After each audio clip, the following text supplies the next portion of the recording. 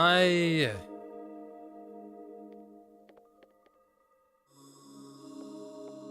I am just gonna jump into it today.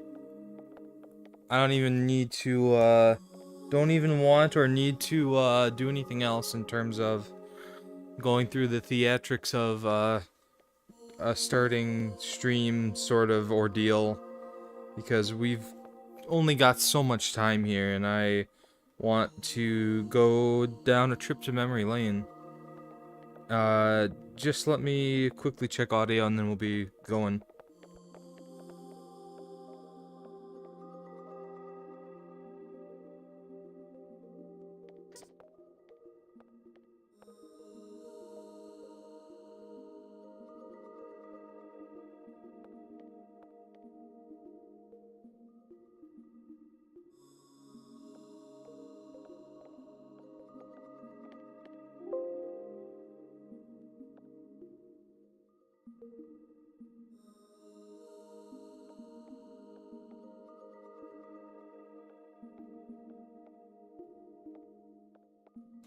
Okay, so, I'm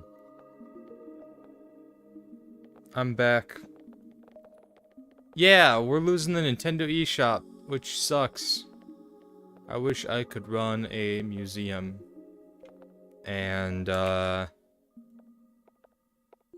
wish I could run a museum of game preservation, just to share with the younger generations that are gonna miss out on this. How rad this this platform is. How rad the eShop is. We're gonna go into story time, I'm sure. Let's jump in the eShop right away so we don't miss out on anything. I have to admit, the eShop music, we all knew it was a banger. Don't mind this. This is just me zooming in, just for old time's sake, the Wii U menu of me and my siblings, because we all shared the same console. This is my Wii U. I worked my ass off to save up for this console, and was so stoked to get one, even though it was, you know, obviously everybody's talked about how it's didn't market itself quite too well, but who cares, because I still enjoyed the crap out of it, and it had a fantastic game library of first party stuff. Whatever you may say about the third party stuff, don't really care. I'm still gonna nail the slot machine, except for that one, but I can nail it every time. I forgot what the music's on. Hold up. Oh yeah, it's just been this song. I mean, this song's good. Anyway. Yeah, we got pretty much, what, 19 minutes before the eShop is done. And I just wanted to go through. I don't really think there's anything that I've purchased in terms of stuff that I need to re-download. You know, we've got like, I didn't even remember putting Advance Wars 1 and 2 on my wish list. The only game I would have liked to re-download it, I don't have the space for it, but I think you can just go in at any time and re-download this stuff, from what I've heard. And that is, I did not mean to rate my titles, but my downloads, I guess? I'm confused. I think I meant to do something different. It doesn't matter. It doesn't matter. Oof, no just for you offers.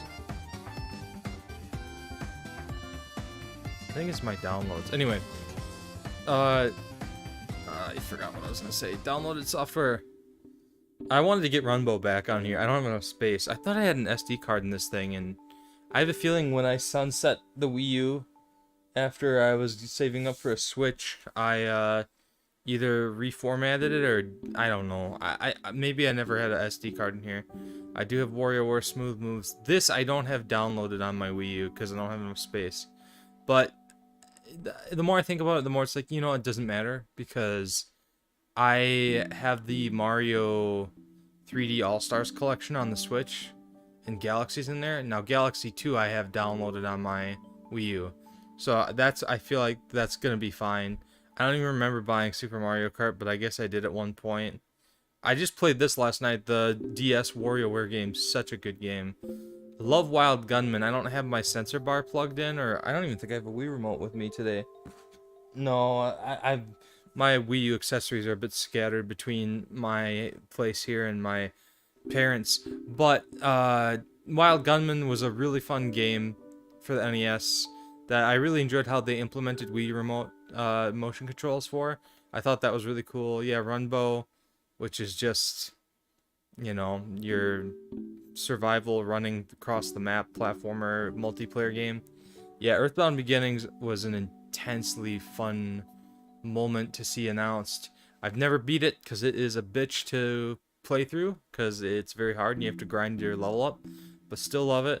I almost wanted to re-download this because I have the global test fire for 2 and 3 on my Switch. Let's try it really quick. I don't think I have the space for this, so I might not get away with this, but we're gonna try it. So yeah, the Wii U, we've got almost 15 minutes now, and I remember being in high school, like a sophomore or freshman, and seeing the Wii get announced initially as the Revolution, which was exciting because I thought Nintendo is a fucking powerhouse. And then it was called the Wii, and the whole advertising gimmick behind it just pretty much turned me off Nintendo. COD 4 Modern Warfare came out on the 360, and everybody looked at the PS3 as like, it's too expensive. Nintendo is now baby games. You know, that's just because that's the stupid teenager mentality. Nintendo's baby games now. It's not the same that it was in the 90s and early 2000s. It's baby game. And the 360 is the way to go because it's got all the shooters, you know, all the fucking testosterone inducing stuff. So yeah, that's it, you know. I'm not I'm not trying to throw too much shit on the 360 for having shooter games, but I just feel like I underestimated Nintendo at that time. So the Wii is out, didn't want anything to do with it. I could not gel with the motion controls. This is before the whole Wii Motion Plus thing happened with Wii Sports Resort. So that all happened. And I literally wanted not really much to do with Nintendo, even with Brawl being out and how hyped that seemed at the time, because I always loved Smash Bros. I thought it was great. Brawl was interesting, but I was so, like, a mixture of ignorance and just had no idea. So I thought you could only play that on a Wii remote, which was no fun to me, even if you had the nunchuck attachment, because I'm like, that's not fun.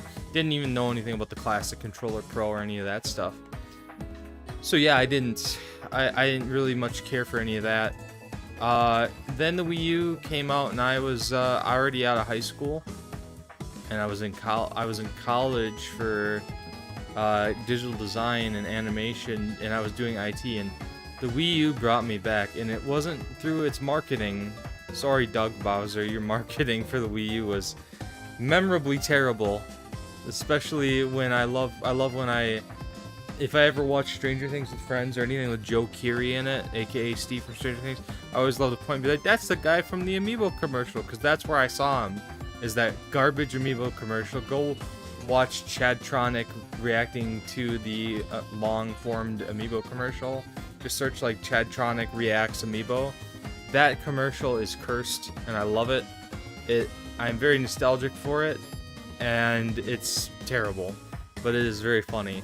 And it's that video in itself is so nostalgic of him reacting to it because of all the Amiibo collecting woes of like Marth being a commodity at the time. And I mean, I was just scratching the surface with that stuff. Oh man, I really wish I could get Zero Mission. I'm gonna go look for a physical copy of this because I may not even play the original Metroid on NES. I mean, I played it, I've never beaten it. I think I might just touch Zero Mission and be done with it because I'm a big fan of the GBA stuff. Anyway, so I went over to a friend's house on New Year's of 2012 or 2013. I think it was 2012. And we were there for New Year's, and we played Super Smash Bros. For the 3DS and Wii U. And I was hooked. I was in love. It was amazing. It like brought back those memories of playing Smash Bros. On the N64 and on the GameCube for Melee. It brought all that back, and I was just like, I have to get a Wii U. Smash Bros. Sold it, and I didn't care if I was gonna play anything else. And I love the whole notion of the gamepad at the time being a second screen for you to be able to play games if somebody was going to watch the football game, or it was Super Bowl Sunday or some crap like that. Like, its whole marketing thing there was pretty clever, but that was pretty much about it as far as marketing goes. So yeah, I got hooked, and then when I found out about Amiibo, which was shortly after that when they announced that, and I was like, oh my god, that's what I always wanted. I wanted Smash trophies that are collectible, and that you can scan them. And I never cared about Skylanders, barely even played Disney Infinity. That was more for my siblings, but Amiibo were for me. So the Wii U I had Smash 4, and then I ended up getting Mario Kart 8 at some point. But I had my first games for Smash Bros. And Nintendo Land and Super Mario 3D World, which was and is still a fantastic game that got a really lovely port on the Switch. Anyway, we've got about 10 minutes of eShop time left. I'm going to finish the story. I just remember being completely charmed to hell just navigating the Wii U, because like there aren't a lot of consoles that got me really excited in terms of the design, and I'm not even talking just the exterior. I'm talking about the UI and stuff. And the Wii U and the 3DS just got me jazzed up for Nintendo stuff again, and just being charmed by this music that played between both systems. It was wild.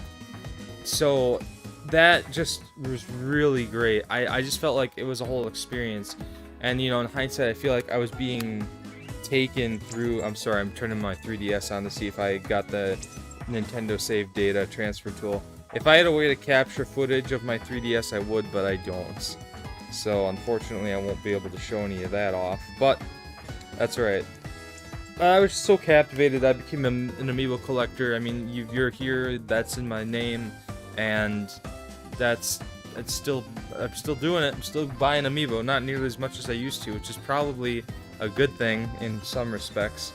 But yeah, I got hooked, and just that's where I started watching Nintendo Directs. Like, it was like almost like a religion for me, because just I would sit down with my brother and we would get super hyped. We would like sit down and discuss what we wanted to see for Nintendo games, and yeah, sometimes the Directs were disappointing, but there was always something exciting around the corner for the Wii U, including even stuff like Yoshi's Woolly World, which I was like, I'm gonna buy that for my sister and we're gonna play it, because it seemed like a really approachable platformer that wasn't like middle ground like Mario, or really difficult like the DK Country stuff that came out, like Tropical Freeze and Returns.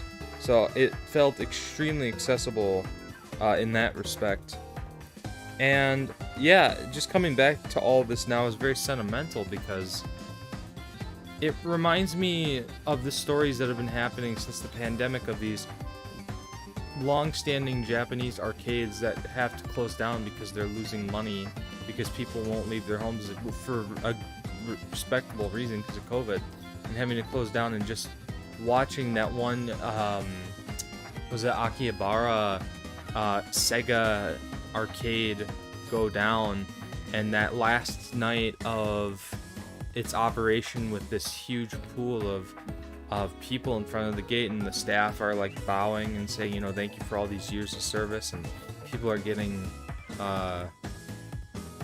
visibly emotional about it, and you know, the memories and the nostalgia.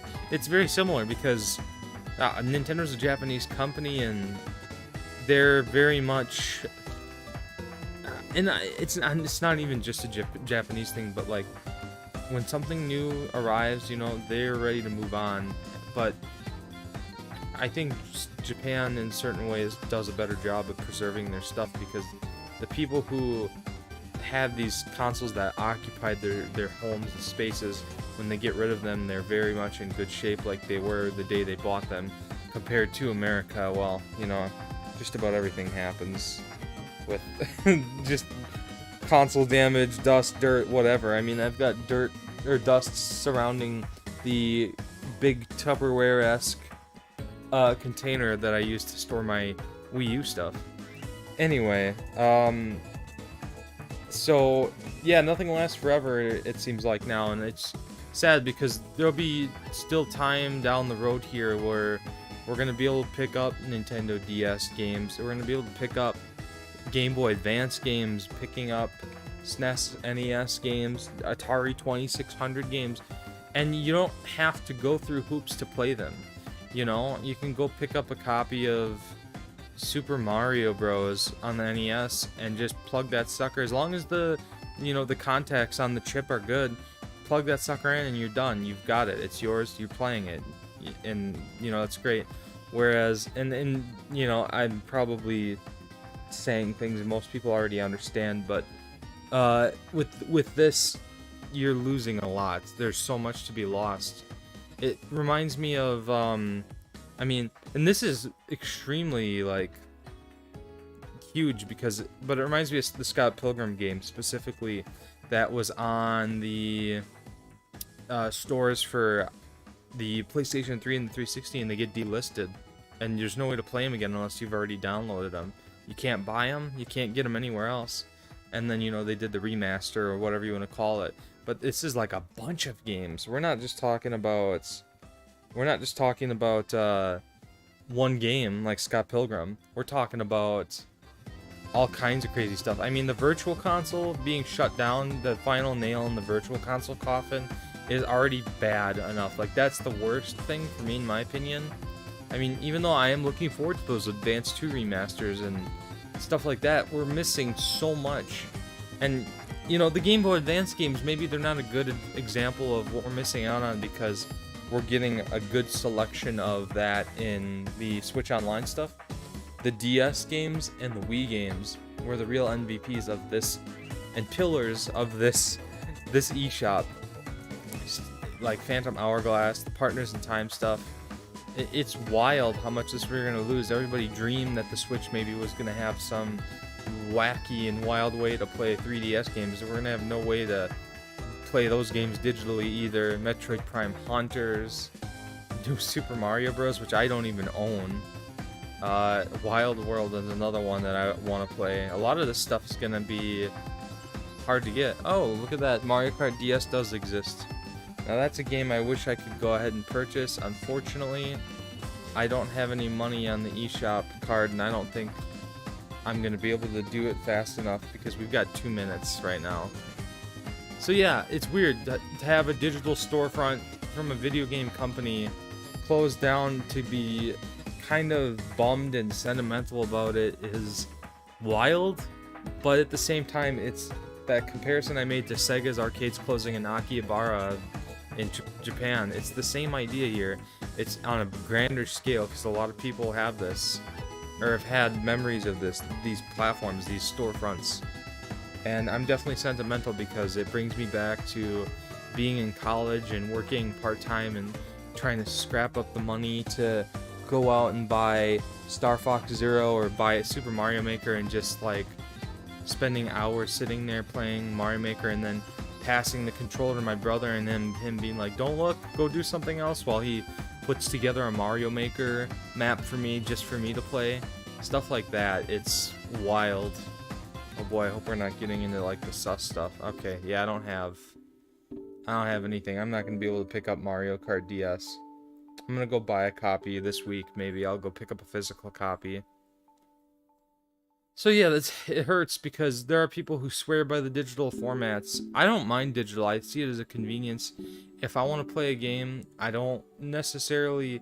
Maybe it doesn't have that much value to me, or it's something where it's like, you know what, I can swing having this digitally. I don't care about having it as a physical copy. Like Super Mario Party, which I did have physically at one point. I traded it in and bought it again. Oh, I think this is the end, folks, because I can't go back. Yep. So this brings me, it's sad because it's like my memories of going through college, you know, didn't really have anybody to hang out with. It was just me and my brother, man.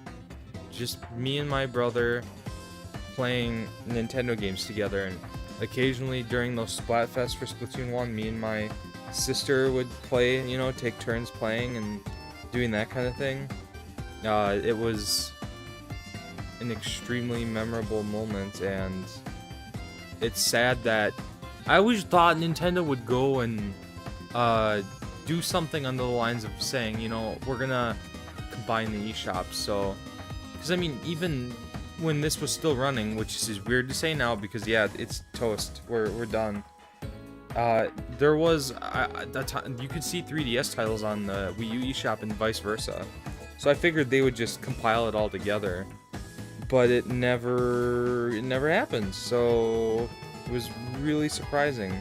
And by some miraculous occurrence, I'm able to still access the 3DS eShop. So I'm gonna try to download a demo of WarioWare Gold before it goes completely kaputski. But I think we may be in trouble here.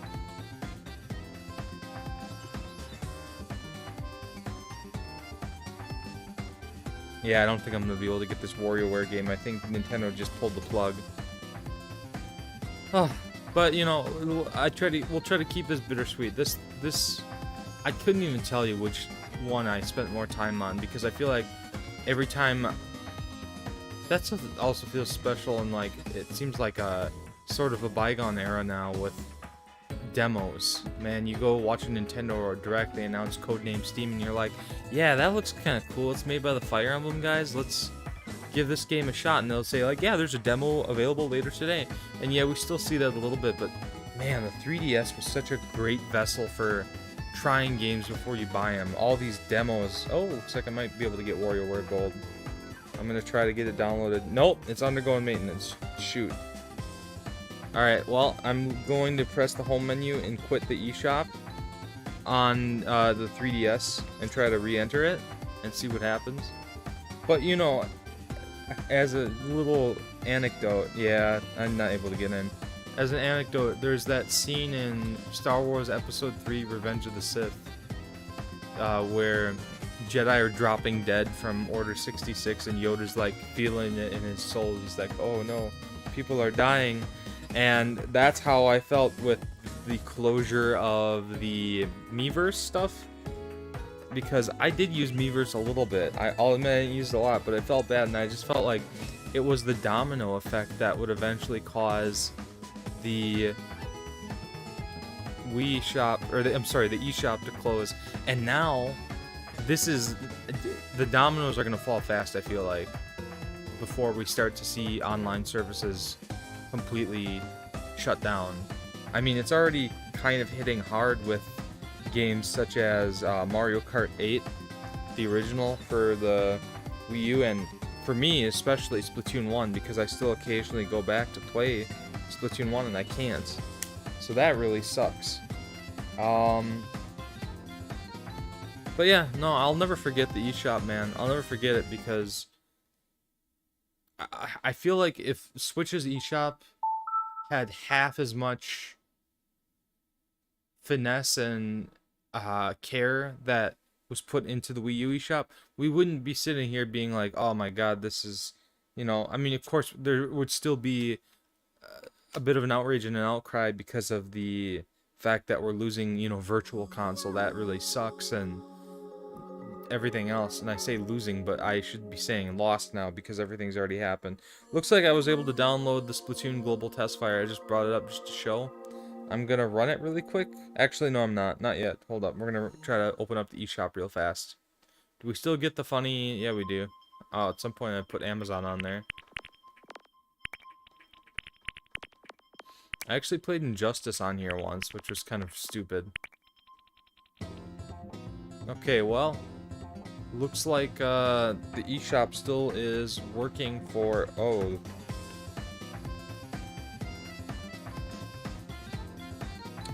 They just put that in there, folks. I think this is it. It is no longer possible to make purchases in the Nintendo Eshop for the Wii U system. It is also no longer possible to download free content, including game demos. I think that is it. That is the end. I'm going to quickly jump on Game Explain stream here separately, just to see if that's the case. It looks like they'll still let you in here, but it looks like you're not going to be able to do anything. It's weird they'd keep this storefront open if it truly is closed. Yep, look at this, guys. Look at this. Holy shit. Oh my god. So they're just marking everything. You just can't buy anything. Okay, this is kind of cool for... This isn't what I expected, alright? I expected this page to not be navigatable. You couldn't navigate this at all. That was the impression I got. So I thought, okay, this is gonna suck. So you can still show people the Wii U eShop, despite the fact that you can't really do anything else.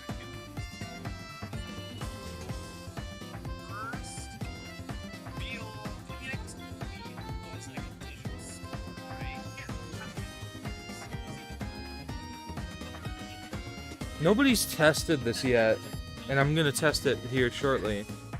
Oh, what happened to the home?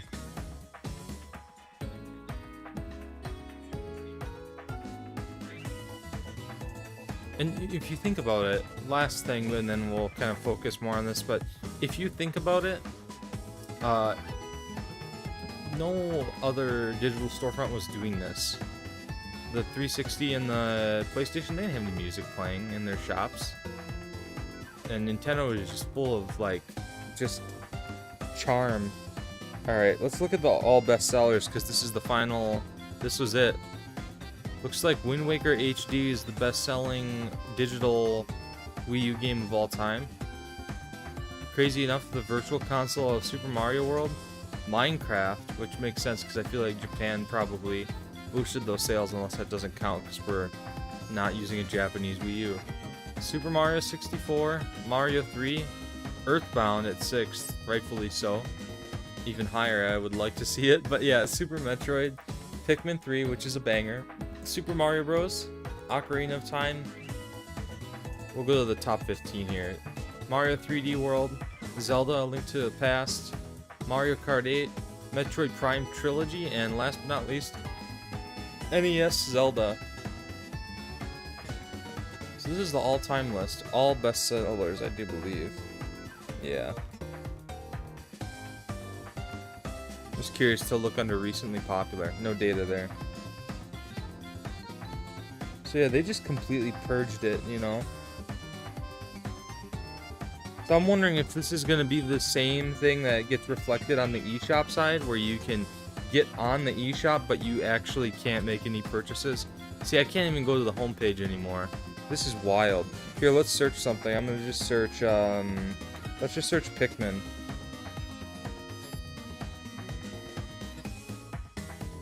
Okay, so it's there. Software currently unavailable. So, are they gonna pull the whole store down then? Or are we still gonna be able to navigate this like it is right now? Can we play trailers for the games? I mean, so far it seems to be at a point where you can do some of this. I guess there was no trailer for this one.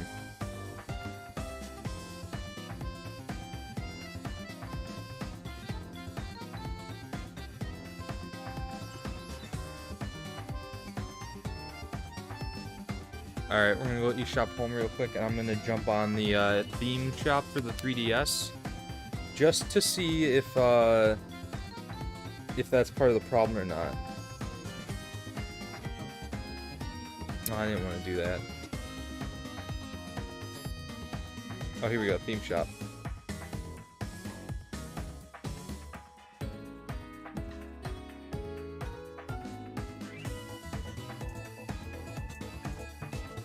The other, so yeah, all that DLC is the problem, because you can go out and buy games like, I mean, off the top of my head, you can go out and buy games like Splatoon, or I'm sorry, Super Smash Brothers for the Wii U and 3DS. You can go out and buy those games. you'll never be able to get the DLC for them. With the eShop being closed. No DLC. You won't be able to get Ryu, you won't be able to get Mewtwo. What was it? Mewtwo, Ryu, Lucas, Bayonetta, Cloud, Corrin. You won't be able to get any of that. And not even counting the Mii costumes. Because as far as I know, I have everything for Smash 4. I see my mic shitting out. But I was gonna say, I bought all the Mii Fighter costumes and DLC for Super Smash Bros. For the Wii U 3DS.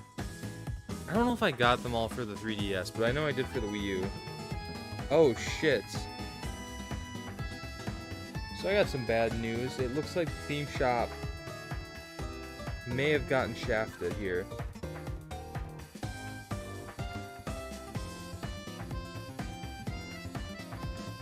Alright, something's happening. It's prepping my SD card. Yeah, sorry, we're shifting gears a little bit. I'm sorry. Yeah, the theme shop got shafted. This sucks. This fucking sucks. So, if you don't know, the theme shop now only has 2 free themes that came from Nintendo officially.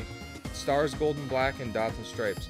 You cannot, like, this really fucking sucks. You cannot go and install any new themes. So, if you go to Theme Collection, I think that's, like, based on, like, a series, like Mario themes, Zelda themes, whatever. Oh no, never mind. This just shows me what I own, like what I've purchased. So it shows me everything I've owned. So if I ever wanted to like re-download a theme, I could. But everything I have everything, like, or everything that I want is installed. I've got a Halloween Zelda themed Pikmin, Shovel Knight, Christmas Mario, Pit NES from Kid Icarus, Splatoon, which I'm using now, 2 Happy Holiday Mario themes that work good with Badge Arcade stuff. My Nintendo theme from Link, and then Persona Q2. I don't even have that shitty free Sonic theme from Sonic Boom. My brother actually has that. That's fucking wild. Well, looks like GameXplain is testing out Badge Arcade. I'm going to test out the eShop once more. We're gonna home screen this really quick.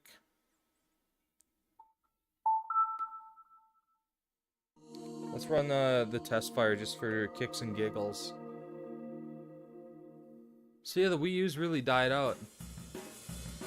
I like this title screen almost better than the one we got for Splatoon, where it's like the map layout, but I still prefer the one we actually got for Splatoon.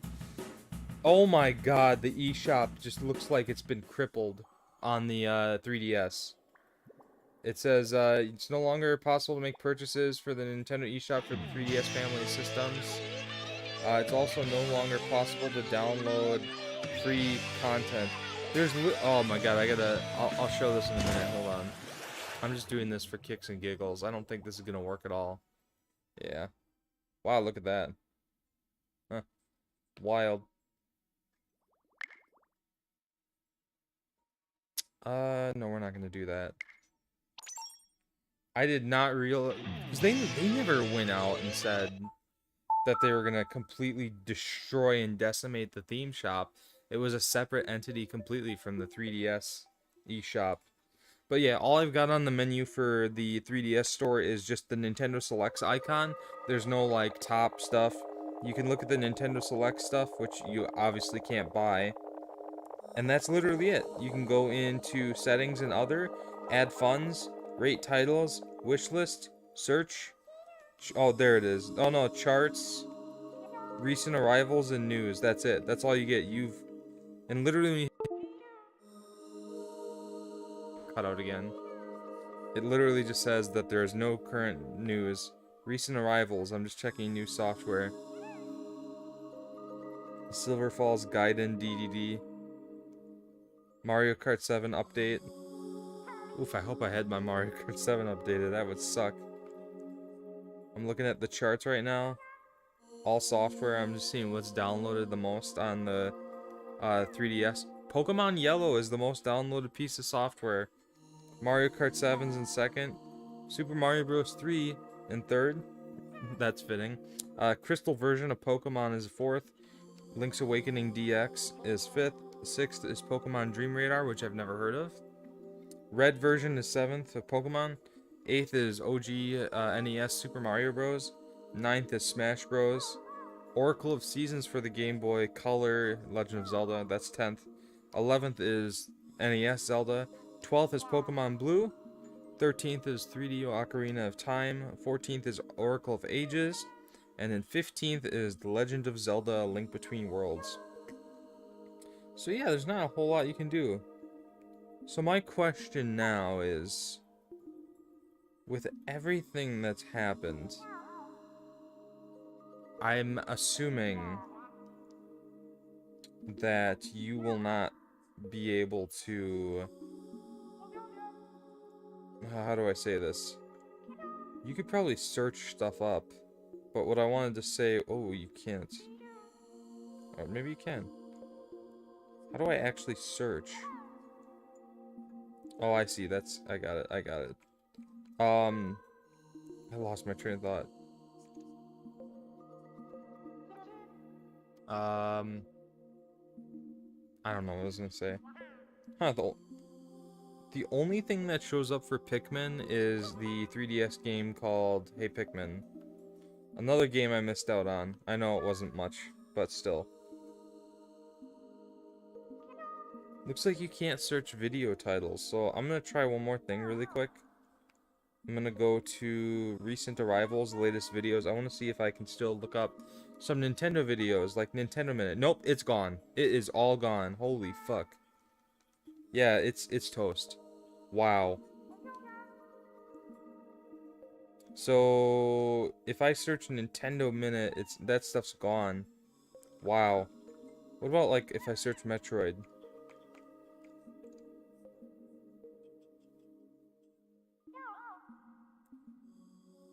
Yeah, here's a trailer for Metroid Samus Returns. I just want to see if I can play it or not.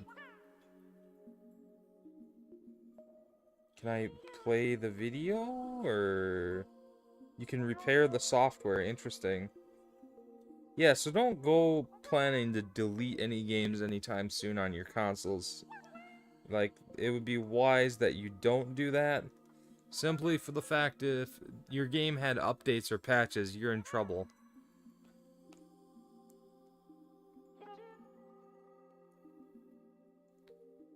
Oh, it's so weird to make a Nintendo-focused channel about the Amiibo, and, you know, I was never a really big Toys to Life fan, and Amiibo was it. That was it. I got hooked.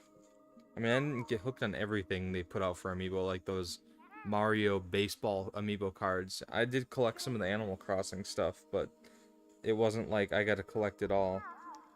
So, I'm looking to see if that WarioWare game got downloaded. I can't... It appears no. It appears not. Unless it's sitting in my demos already and I just didn't realize... Yeah, I'm not seeing it. So I think I missed out on that. I did. Shoot. Well, you win some, you lose some. I still have a really great library of 3DS games. Most of them digital. I've got Pokemon Silver, Zelda, Mario Maker, which is actually a cartridge. I still have Team Kirby Clash Deluxe, Mario Friends Amiibo Challenge, which I need to try again because I have everything there. Badge Arcade, which I'm going to open up right now and try to run. Maybe. So hold on a sec. Oh, Game Explain's about to find out the hard truth about the theme shop really quick here.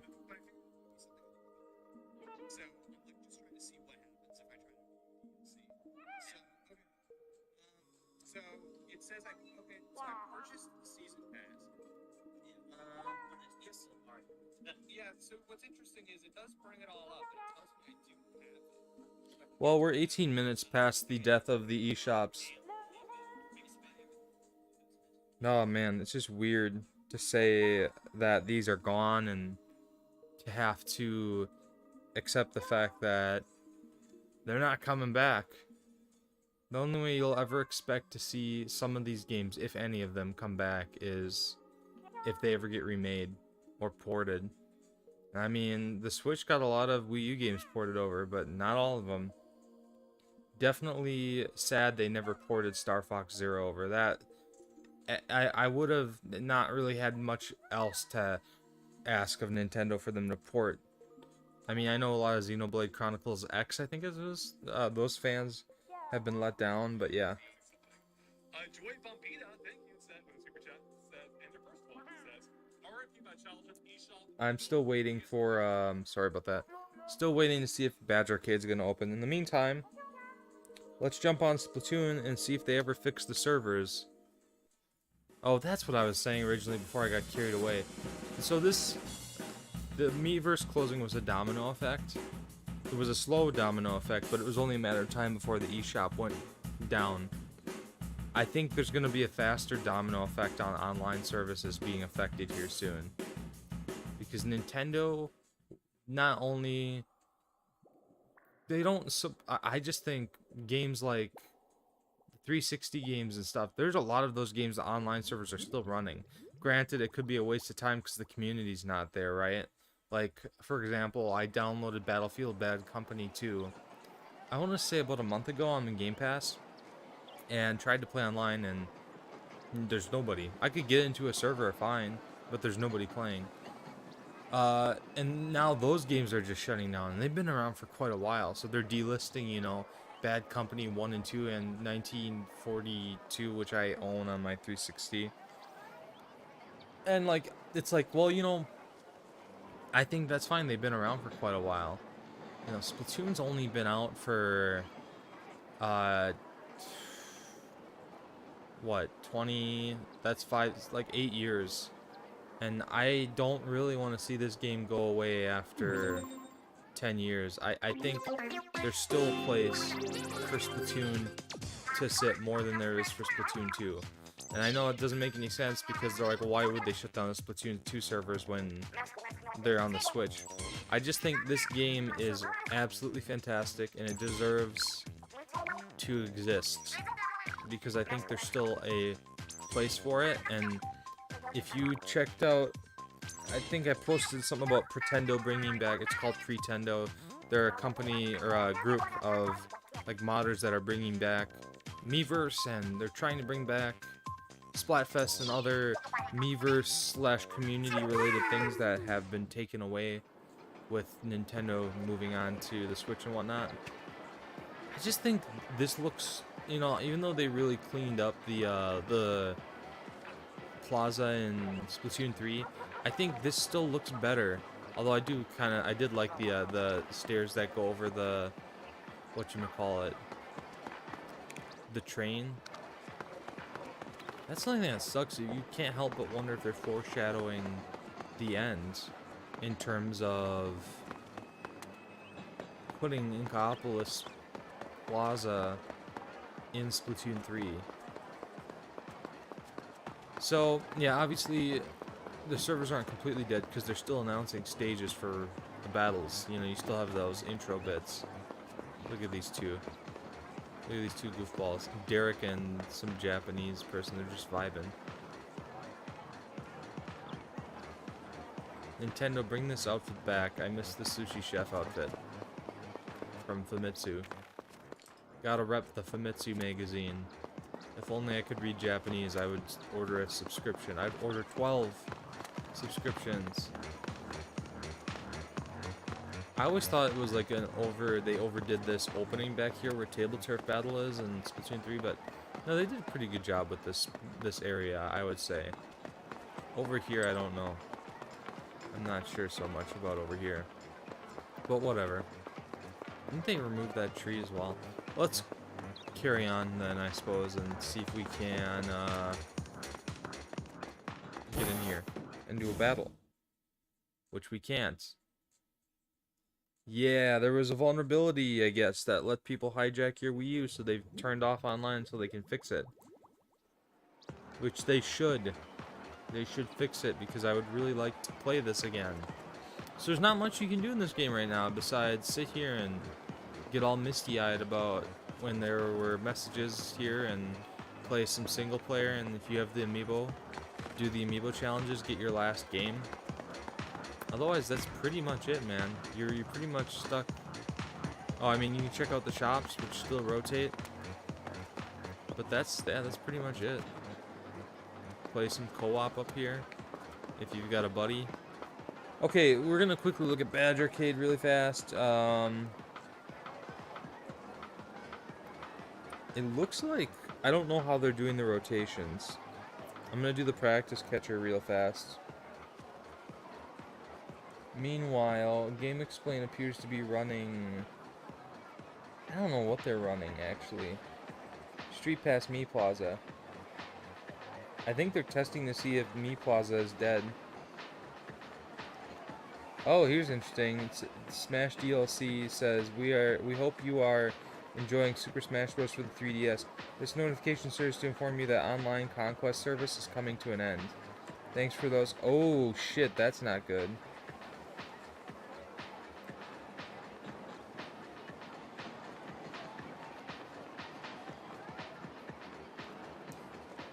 Conquest, was that the Street Pass minigame?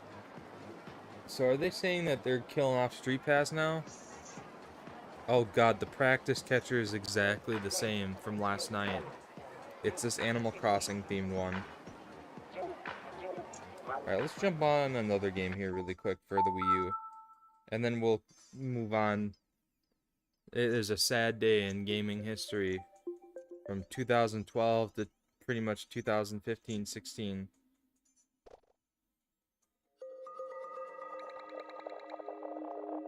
Oof, I'm really fucking up on the badge catcher today.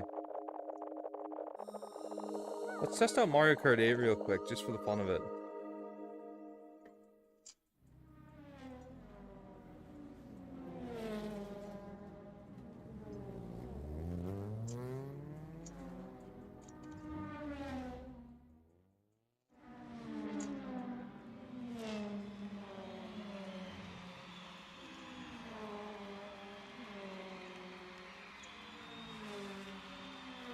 Seems like there is a problem with Street Pass right now.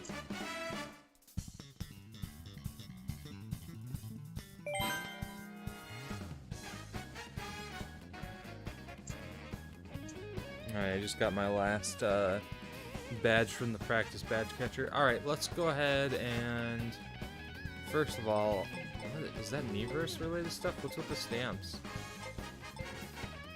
I'm guessing there's not a lot you can do here.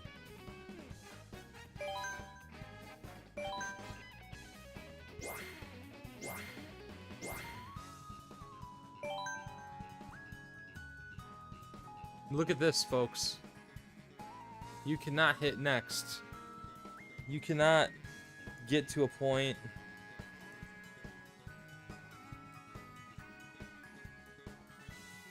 You can't go to the eShop from here.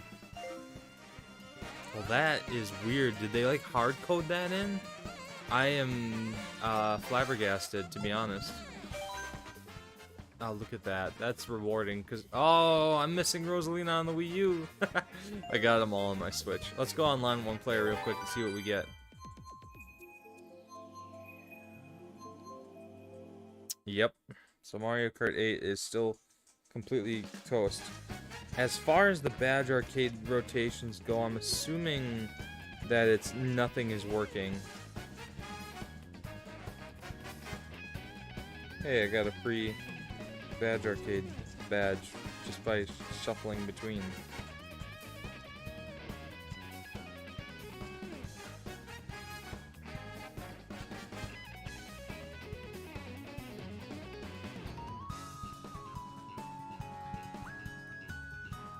Alright, we're gonna go for some Famicom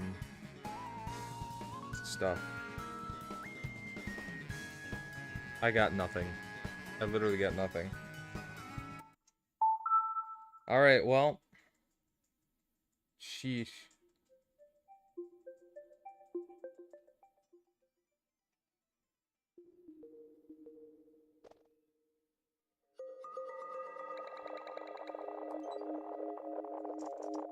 Alright, one other thing I want to test is...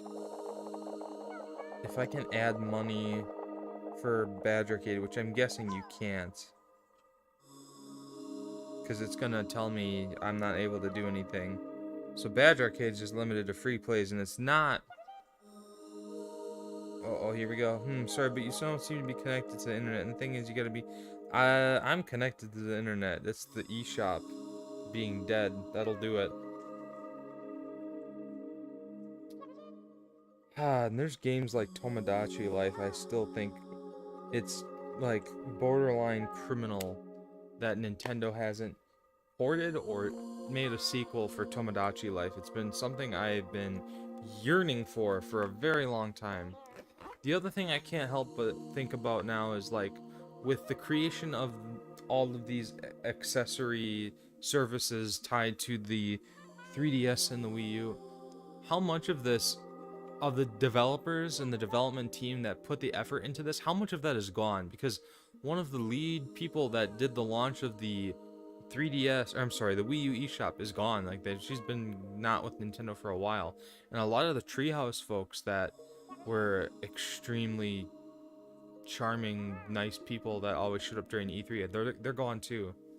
Like Samantha Robertson, who was one of my favorites, because she was there during the announcement of the Earthbound Beginnings thing during Nintendo World Championship, and she demoed a lot of great games. And I think she left and either worked for another gaming company or something. I don't remember if she ended up going to Bungie with her husband or somewhere else. I'm just naming off names at this point now. Everybody's saying F in chat. What happened? It's such a thing. What are the charts at? What are the charts doing? Let's see. Let's see what the hot new sellers are. Spirit checks. They're looking at Game Explain's looking at the charts. We just got done doing this.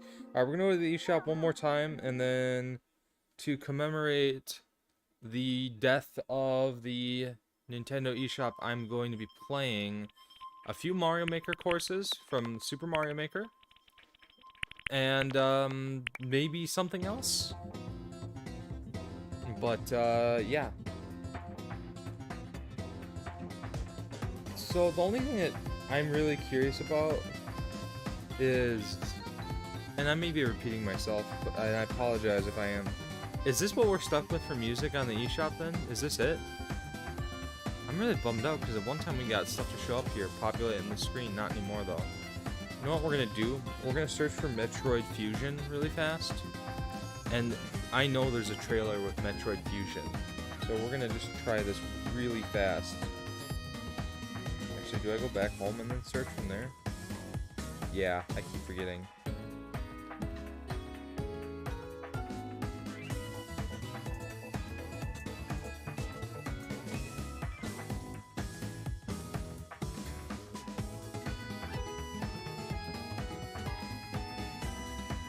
Okay, which singular game am I gonna miss the most? I don't know. I mean, there's stuff I'm already missing, like being able to just use some of the stuff. The course, I forget what it was called, like the course catalog for Mario Maker, which was tied to a website. And being able to upload stuff on Mario Maker, I'm definitely, without thinking too much into it, I'm missing the I'm sorry, the Virtual Console. The Virtual Console, hands down, is the worst crime about these eShops shutting down.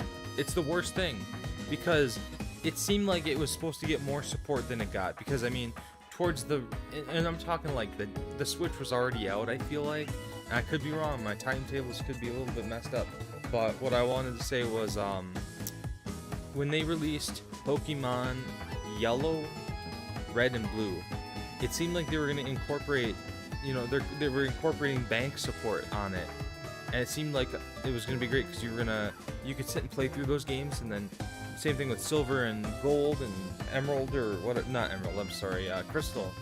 You're going to be able to transfer Pokemon, bring them over, forward and back, whatever, and that's all gone now. And there's a lot of great games that are going to be missed, I think, through Virtual Console.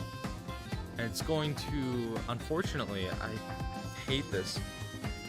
You know, 20 years ago, we'll just say, maybe even like 10 years ago, NES games and Super Nintendo games, were super affordable and easy to get your hands on, especially GameCube stuff.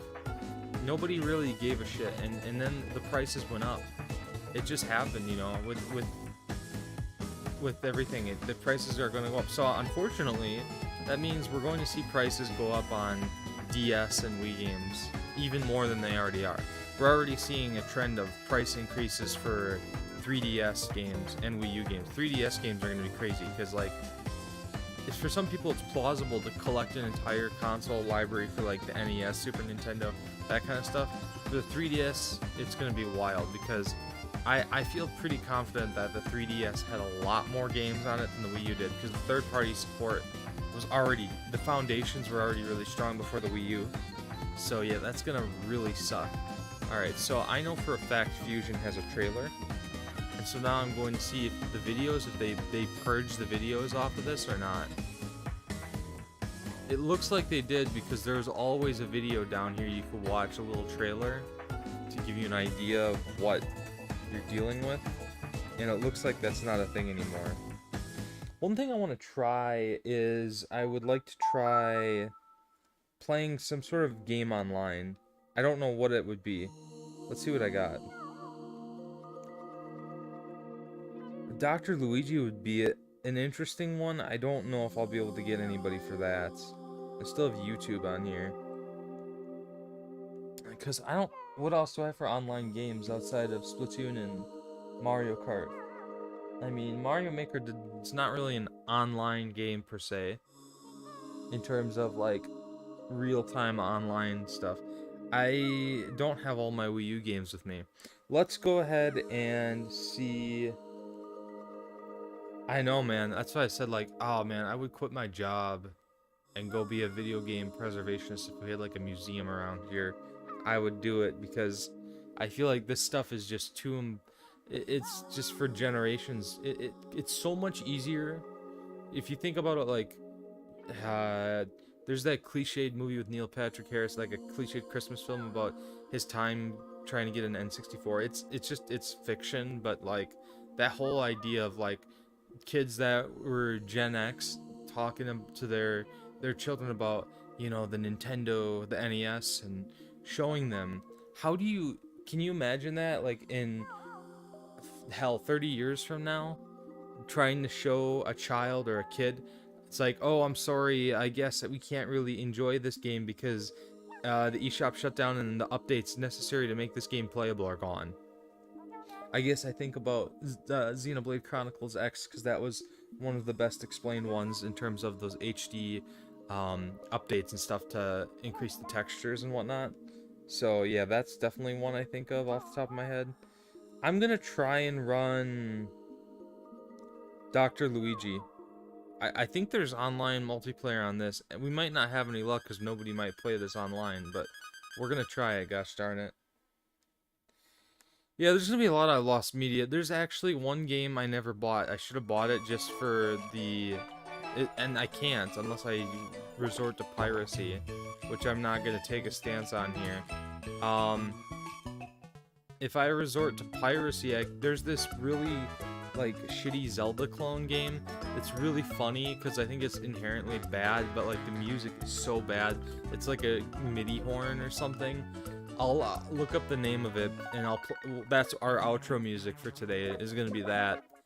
It is absolutely hilarious. Alright, looks like there's online battle on here, so let's give this a shot, shall we? That's fine. We'll just do this. Let's see what we can do. The entire Nintendo network can't be down, right? Yeah, see, look at this. So we're gonna go worldwide. Oh, sheesh. I don't even know what's out there, so we're just gonna try this. Alright, let's see what luck we get. Looks like it's using my Nintendo Network ID for this, which is weird. Well, if you're just joining, the eShop is gone. But in a way, it still lives on. It's weird to say it like that, but I'm kind of happy. I mean, I'm not 100% happy, but I'm a little bit happy that it didn't, like, take the route of Miiverse, where You load up Miiverse and it's like, the service is done or offline. We apologize for the inconvenience. With this, you can still go into the eShop. You can search titles up and look at game listings and stuff like that. You can still go in there. It's archived. You just can't buy it. Everything on the eShop says currently unavailable. What really sucks though, and you know, thank God we have YouTube for people who may have filmed this. When you're loading those pages up, you do not get what is it? You don't get that front page where, you know, you've got your top sellers. Now I know for the Wii U, like, what was the last thing that they could advertise as sell? It was Breath of the Wild, there was Minecraft. But you get that front page. With the eShop closed, it's blank. Same thing on the 3DS. They would have, like, best sellers, virtual console, games with free demos. That's gone. Just best sellers. You can look at the statistics. But that's pretty much it. And like I've said for the third time now, this is a domino effect waiting to happen in terms of the potential for online to be shut down, the Nintendo Network stuff. I mean, kudos for them keeping it up for this long, but it's only a matter of time now. These consoles are getting sunset really fast, faster than the 360 and the PS3 are. I mean, they tried to shut down the PlayStation Store and the PS3 once, and you know, the community was pissed because there was a lot of stuff, not just PS3 games, PSP games as well and stuff, and or Vita or whatever it was. And they decided to keep theirs running.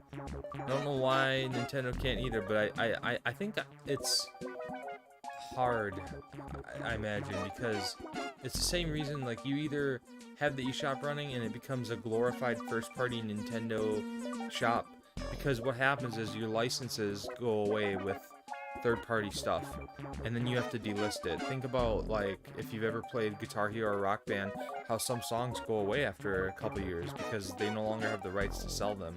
And that's kind of what might happen here is stuff, and it sucks because it's the same reason why we don't see things when it comes to, I'll say, reissues of classic Nintendo stuff, and I'm talking like even third party. I'm gonna use Punch-Out for this reference, alright?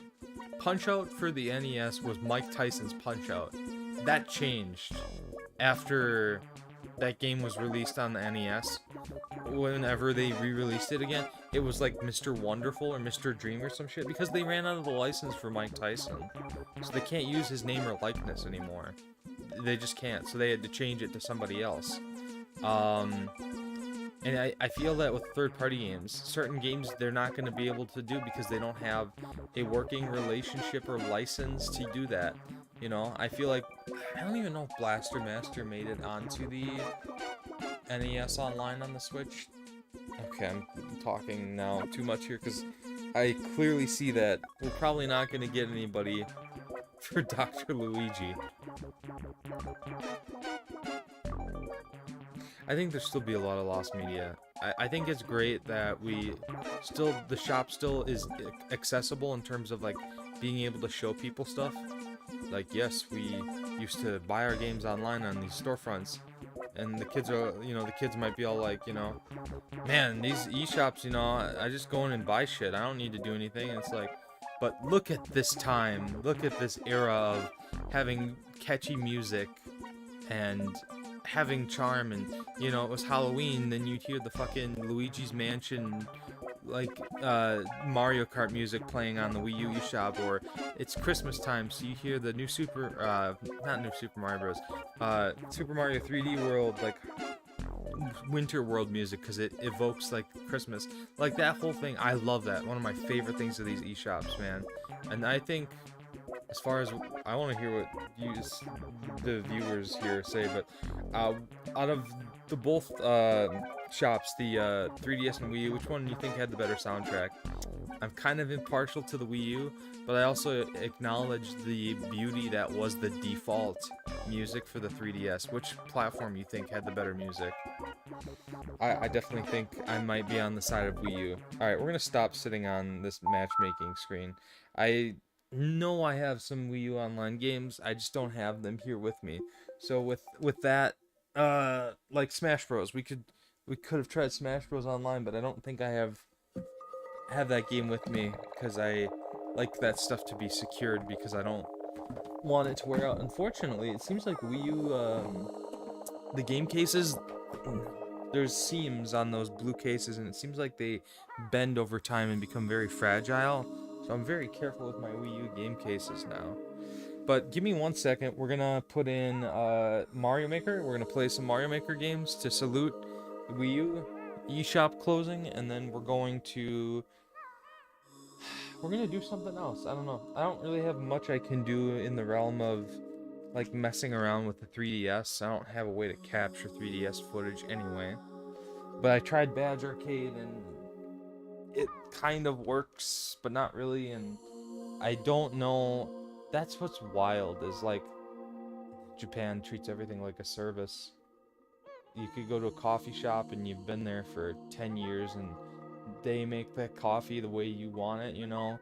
It's got maybe some extra zing or spice or special kind of creamer that no other coffee shop over there makes. Then they just close down because they closed down. It was like, oh, this was a limited time thing, it's gone. And you're just like, it's gone forever? And you can't get it back. And it's like, some stuff is a husk of itself, like these eShops now that they've closed down. You can still go into them, you can still hear the music, but the music will not change based on season. Nothing will change. You'll be able to search for stuff. And it's the same thing, Badge Arcade. You can go in there, you can play your practice catcher, get your free play, or maybe 3 free plays for the day, but you're not going to get rotations of other Nintendo IP. So like when it's Christmas time, there's some Christmas Mario sprites that look really nice and awesome, and like Halloween, you know, there's some bats from NES Zelda. You're not. I don't think you're gonna get that. I don't think it's gonna rotate. Badge Arcade is gonna be like that, which is kind of dumb because at that point, why don't you just? Maybe I'm being asking too much of Nintendo, but why don't you just like make everything free? Put the game on a specific rotation. It just does the same thing every year, and people could play as much as they want to play and get all the badges. Why not? I mean, yeah, people paid money for it, but you're gonna cut the service off, and there's no way for us to pay money to get the badges. So, like, what's the point? That's really crazy. But you know, the 3DS and the Wii U are what got me back in the Nintendo. I thought the Wii was garbage because, like I said, you're a teenager, you're in high school, you're like, Wii's for babbies. 3D or Xbox and PlayStation are for the big men, you know. Those are where the fun games or the shooter games are, the macho games, and the future of gaming at the time. And then I came to the Wii U and I was just like, this is so great. It got me back into Nintendo. It's so nostalgic. I started collecting all kinds of Nintendo memorabilia and stuff, and yeah, Queen Woomy, I see your comments. Yeah, it was I've talked to a lot of people your age that this was their childhood console, and I think yeah, it's wild. I had people tell me about their experiences playing Splatoon and their experiences just with the Wii U in general, and you're either in the camp where you just tried to take care of that console the best you could at that the gamepad, or one of my friends, she said it's broken. The battery just popped out. The back plate's exposed. I was like, go get it fixed.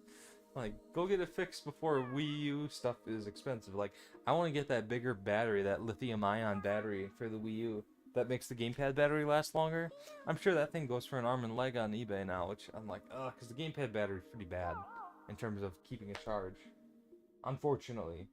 But yes, thank you for your comments. Yeah, I love hearing everybody go down memory lane because it's definitely, I know for some of you guys, it's something you enjoyed when you were younger, or it was your first console, and it's crazy because Wii U got frowned upon in popular culture media because it didn't sell very well, and nobody knew what it was. Is it a Wii? Is it part of the Wii, or what is it? Is it its own thing?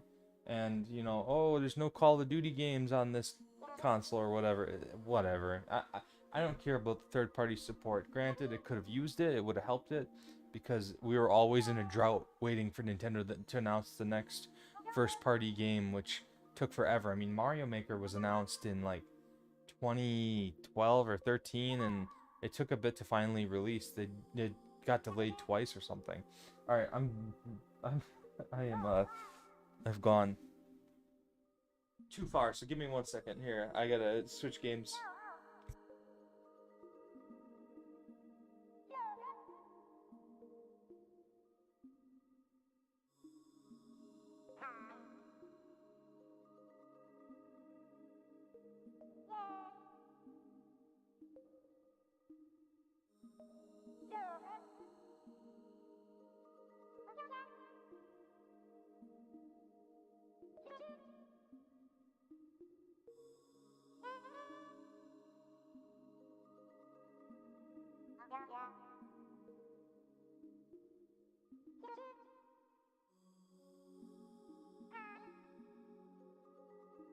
I want to go back one day.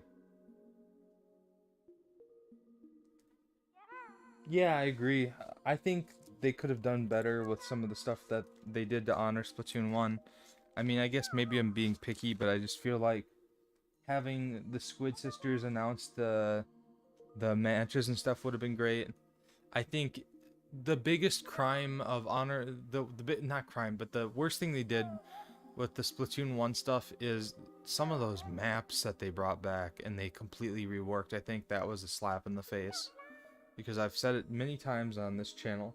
Love Flounder Heights, and it just doesn't. I mean, they did a pretty good job with Flounder. I loved Mahi Mahi Resort on the original game, and I feel like they did that map really dirty. Um, I think Flounder Heights could have been better too, and I don't know why they made the conscious choice to not be able to ink trees. I think that's kind of dumb.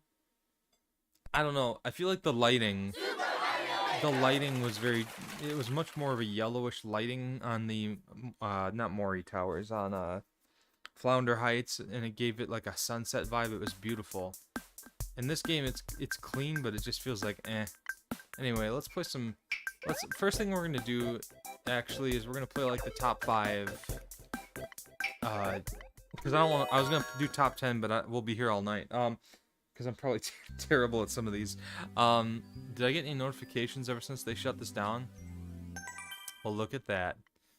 I will show off my Mario Maker stuff. This is just for Mario Maker 1. Oh, wow, look at that. 2020. That's today, is it not? Somebody played my stuff today. Can you believe that? That is... Wow.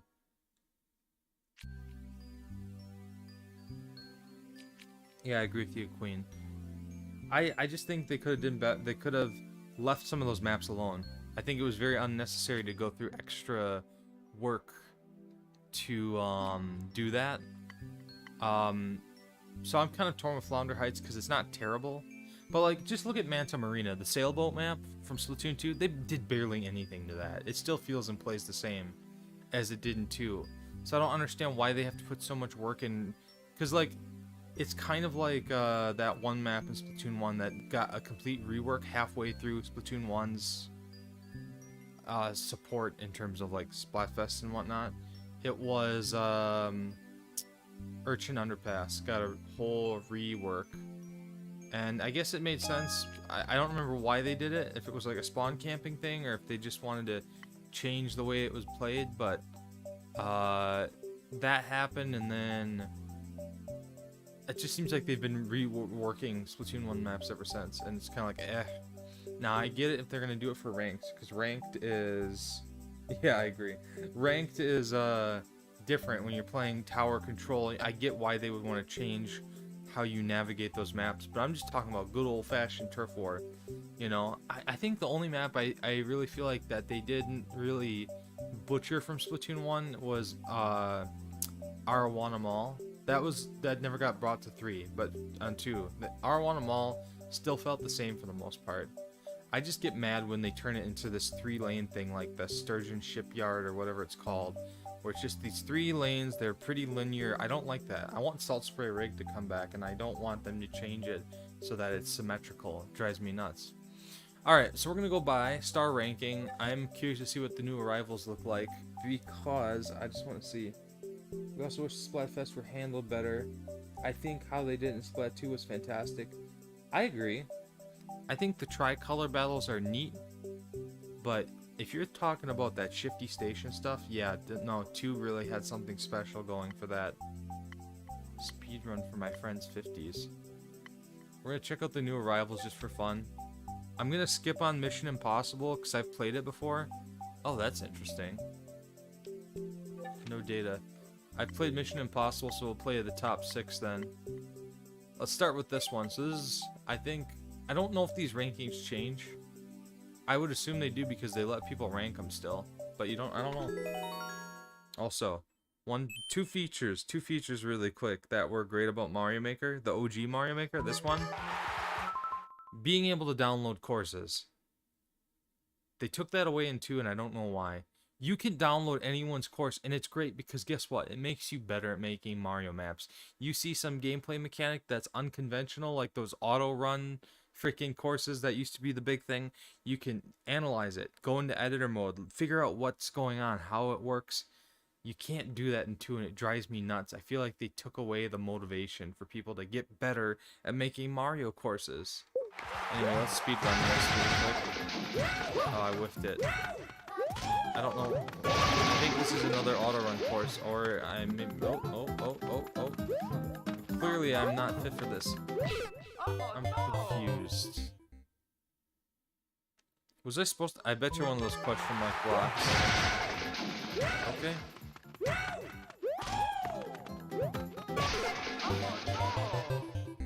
I think I'm supposed to get a running start. I definitely agree with you. Shifty was a much better, I'm confused at the nature of this one. We may have to skip this. I think tricolor becomes frustrating if you're not the winning team, though. That's the kicker. Why? Why would you do that? I'm confused. I'm very confused by this, so I'm just gonna... I don't know what you want me to do here, game. I know what it wants me to do. Hey, look at that. One of my favorite Shifty Station maps, and I'm gonna throw between 2 a bone. The fact that you can kind of like make your own Splatfest in a way for local play. Of course, you have to have like, what, 8 friends. Oh my god. You have to have 8 friends, but you can play all those Shifty Station courses locally, which I think is great. Like I said, you have to have enough friends to copy a game, which sucks. But you can still, that's the only way we'll ever be able to play them, but at least there's a method. I love that one Shifty Station map that had the 2 sides on each spawn. And once it hit like the last 60 seconds of the match, those domes would close. I don't know why I'm failing here. But the domes would close, and if you were the last one of your team in that dome, that turf was yours. That was yours for the taking, and then you could squid jump out of there. Alright, we're done with this one, guys. I'm sorry. This I don't understand this. So we're gonna move on. Shifty Station was great because it was adding single-player components to the multiplayer. Things like ink rails and stuff like that. Just other things, like those little rolly things that you shoot at, they unroll like a yoga mat. Like that kind of stuff. Alright, we're not gonna do Mission Impossible. Let's try table tennis. I don't really know if there's... I've played this, but I don't really remember if there's like an end game on this or not. But let's give it a shot.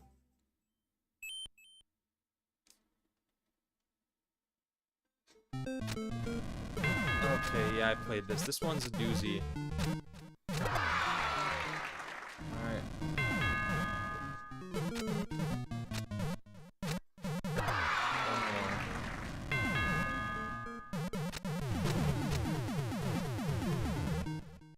I feel like you could play this for hours because of the unpredictability of that. Oh, jeez.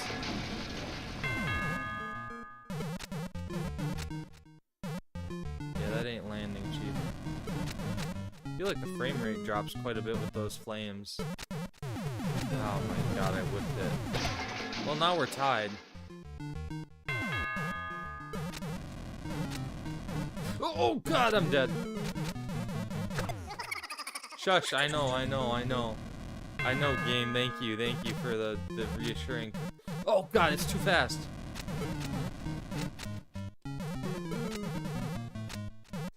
Okay, well. Now we wait. We gotta play the waiting game on the final round. Woo! It's too fast. And that is a W, folks.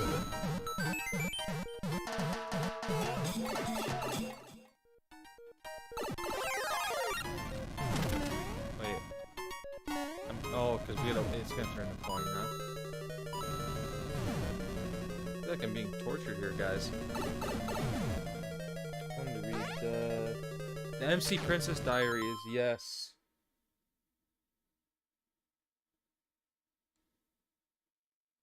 Over Pearl. I'm gonna be honest, I never much cared about the narrative of them being, them being, like, in a relationship or romantically involved, but I do like the characters. I still prefer the Squid Sisters, but, I don't know, man, I think Off looks great. I think the music they did was great. I really can't feel, I don't really feel like oh, jeez. Is that it? Are we done? Oh, yeah. I really feel like there's not as much identity in the music of these newer, freaking idols. I don't know why I can't. Oh, is this supposed to be... I'm assuming that I'm gonna either die or...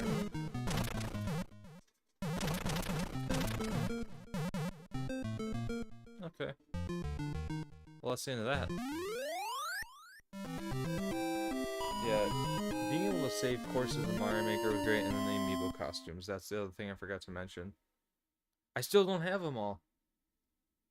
Most of them I'll probably end up unlocking just by doing the, whatever it was, the 100 Mario challenge. I just don't feel like grinding through them all. Plus all the special courses. Alright. Might have to jump on some Splatoon 3 here soon. Alright, here's another speed run. No guarantee that I'm gonna get through this.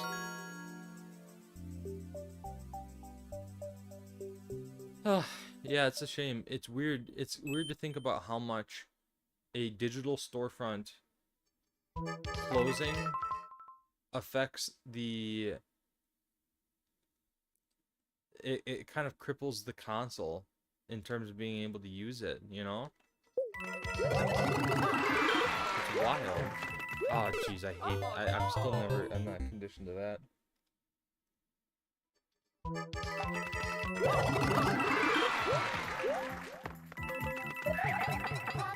Yeah, at least I got it down this time. Hey, let's go. Damn it.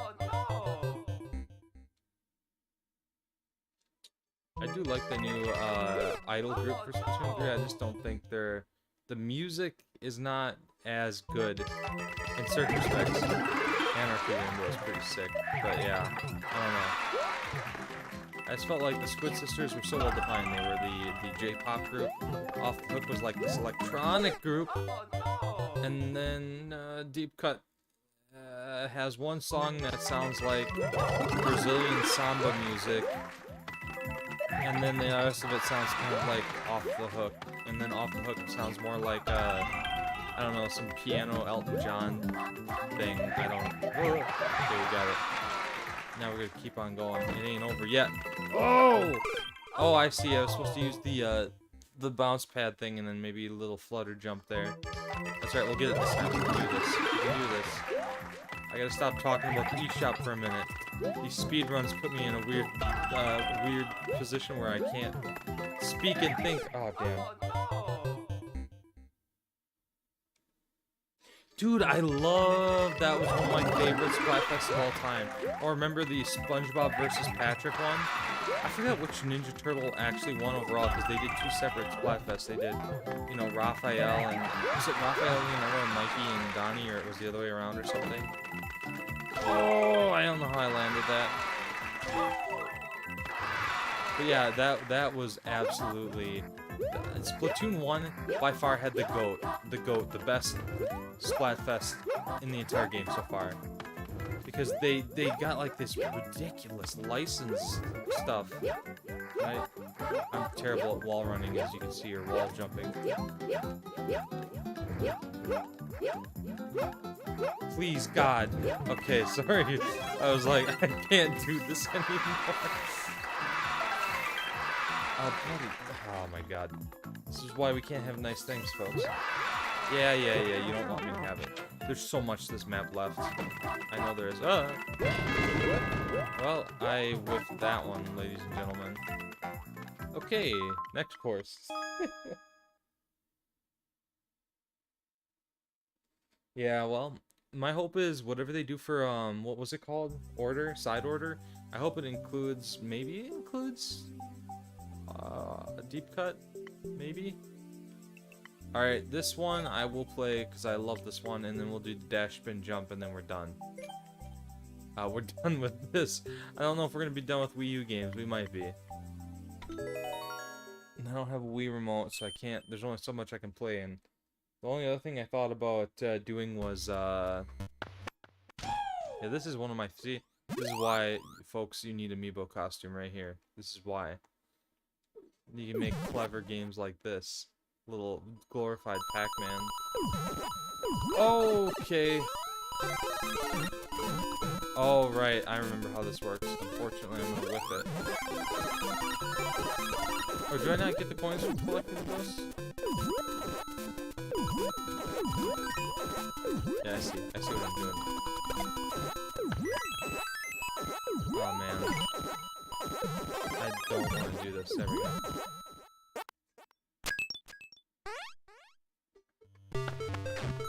Donnie won overall. Oh, it was Splatoon 2. I thought they did a Ninja Turtles one for Splatoon 1. Maybe I'm misremembering. But yeah, I think Donnie won, which is great, because he's my favorite turtle of the bunch, so... Alright, DK is this Donkey Kong, Jr.? No.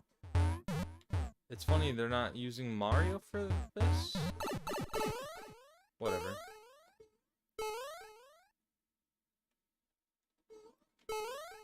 Oh, really? Oh, God. Didn't expect that to kill me. This is taking longer than I anticipated. I apologize.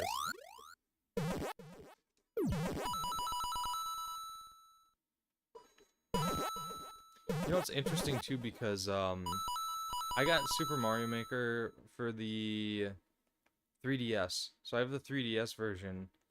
And that doesn't even... As far as I recall... That version doesn't even have... Oh, what the hell? That version doesn't have a, full-on online course search like this game does. So it was inferior, really. They had a curation of, like, some of the most popular courses that got, like, upvoted on the original game. But, I mean, that's literally it, man.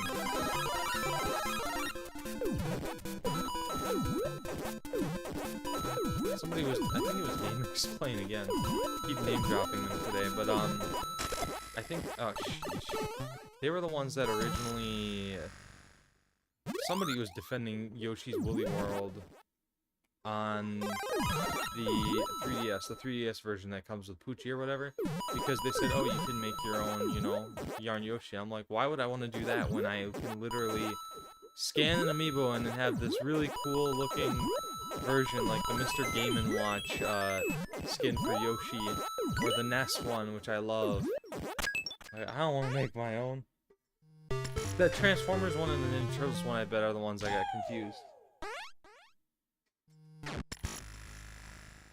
Yeah, but no, Ninja Turtles one was by far just really good. Really God, no. Really good, though. Yeah.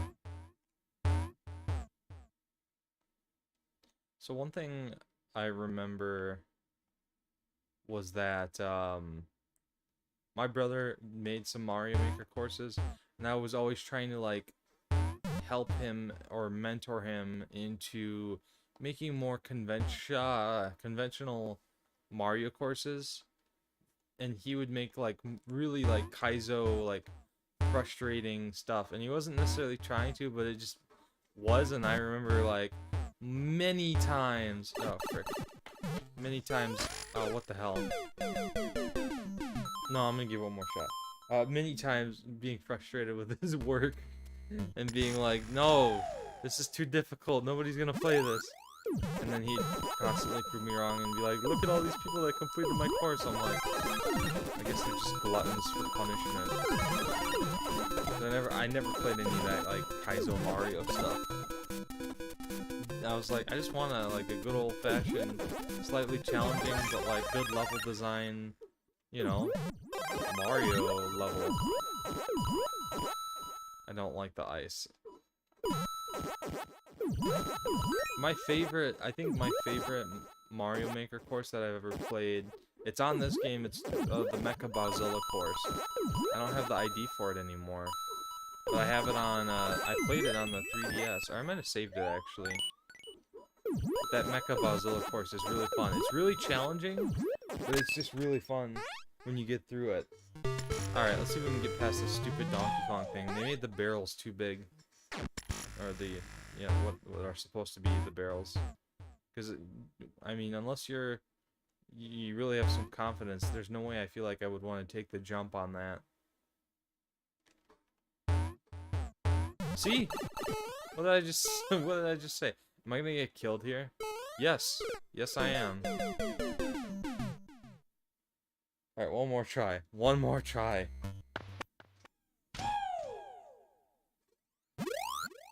Oh, I played those Trick or Treats. Okay, so that's another thing that was really great about the Splatoon 2 Splatfest was New Year's and Halloween had these great special costumes you could get for participating. So my hope is that they do something cool for Halloween in this year of 2023, and I hope you get to play, because last year they really gave out some cool stuff, like a glow-in-the-dark, like Jason Voorhees looking mask thing. That was really rad. I really loved what they did. The New Year stuff was pretty cool too. I don't remember if we ever got like any Christmas related stuff. My memory's a little bit fuzzy on that. Shoot! Oh god. Oh man, that's the ice. It's too much. I can't even. Alright, we're good. Let's get the hell out of here. No, I keep falling the wrong way. The ice. I can't navigate it. It's a skill issue, I know. Alright. Oh my god. I overcorrect and then I fall. There we go. That's the other thing that makes me sad is, like, I don't think Nintendo really needed to charge for online. I think if they want to charge for that expansion pack stuff and charge money for that, sure, go for it. But the ability to play online games, I think that's, or at least the way I feel, that's why there's still such a great, strong community of online players. Or at least there were. I don't know what it'll be like if the dust ever settles, but there was such a great, strong amount of players still playing Splatoon 1. And you could still go in and have a game. I never encountered any hackers ever in Splatoon 1, which is wild. Love the little extra detail they did with the. I'm dead. Let's see if I can get this. Oh, come on, man. I didn't get a checkpoint for that. I think that's the end of this one, folks. I wanted to get through it, but... Oh, never mind. We got a checkpoint. We're good. Let's go. Let's do this. Alright, I'm not going to be selfish this time. I'm going to wait for a couple of these turtles to come over. I like turtles. Alright. There, that should sit nicely. Do I have to hit this? It would appear as if that would be the case. So, wish me luck. Oh, perfect. Oh, wow, Nicole. Okay. Oh, would you look at that? I really loved Mario Bros. Arcade Mario Bros. As a kid, and I was god-awful at it.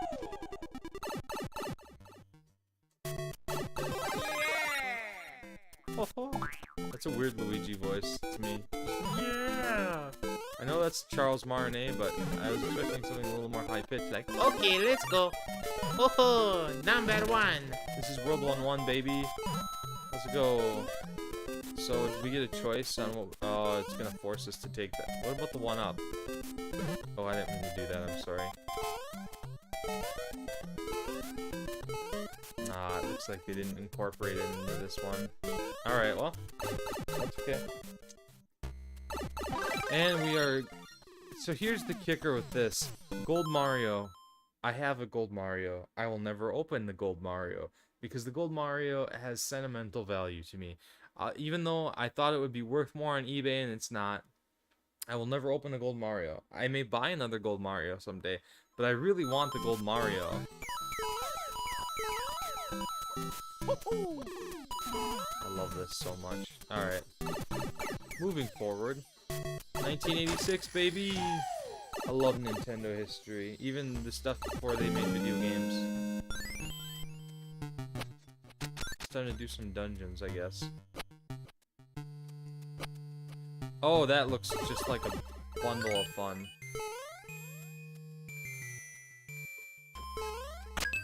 Now I gotta be careful.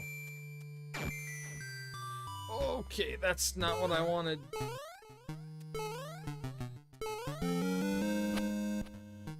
Okay, alright. Looks like there's only one way to go but down.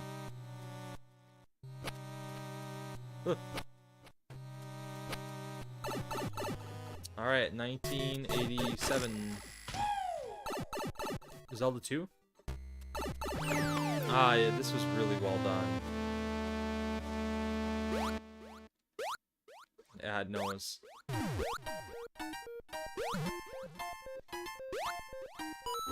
And now we're with Zero Suit here.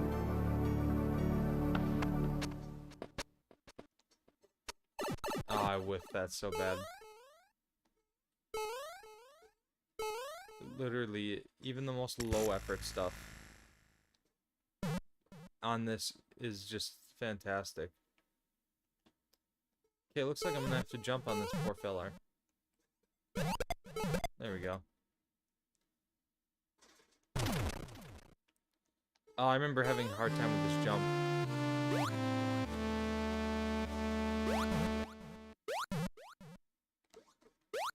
Boy, does this ever give me memories, Mario Maker memories specifically. Oh god, how long has it been since the eShop closed down? It's been an hour and 15. And yeah, just rip, man.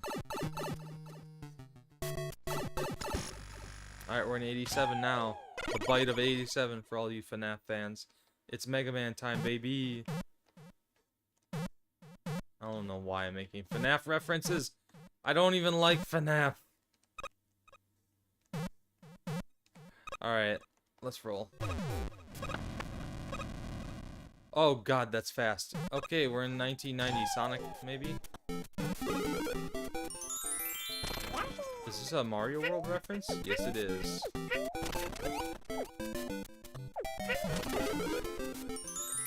Ah, yes, the Woolly World Yoshi are great.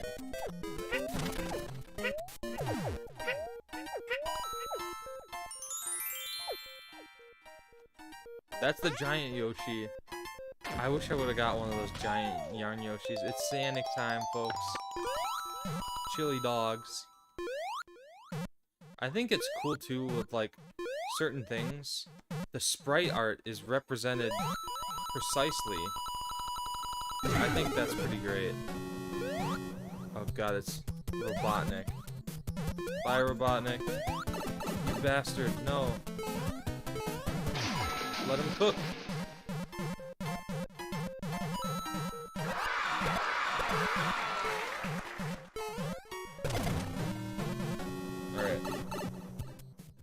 Mega Man bit the child. Hey, there's our compilation. I guess we were only going to the 90s. And then Big Mario.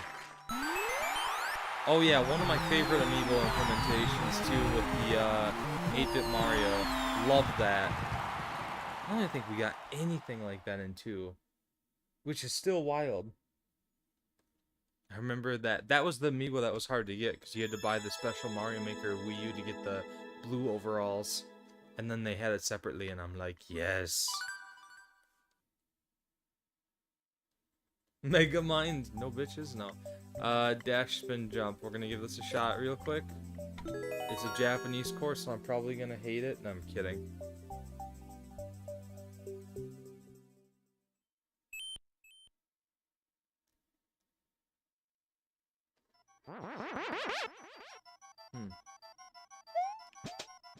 Oh man, I'm already feeling like I'm slightly triggered here.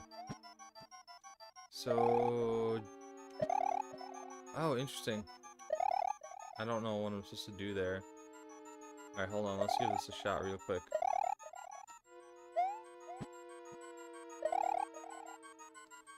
I tried to jump, man. Oof, this is not looking good.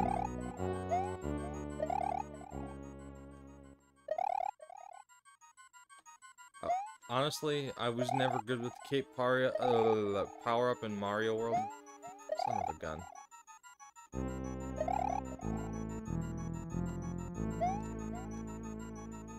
I'm dead inside already.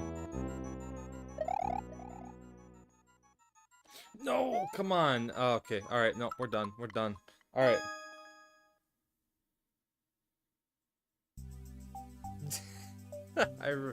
I've played those courses. I've definitely played those. Oh my god, yes, Desert Bus. No, I definitely remember playing courses like that. Let's look at my stuff now, which I think I only have one course or two.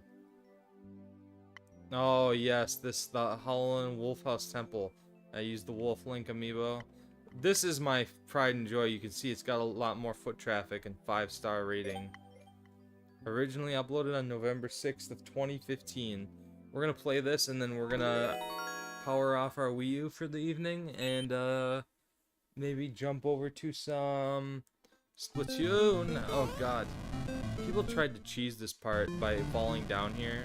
And that was like, that's what was so fun about like making your Mario courses is trial and error. You might not have found something that was broken and lo and behold your friend or somebody else figures it out. Or find something out they're not supposed to. So people were getting over on top of this area that's over here.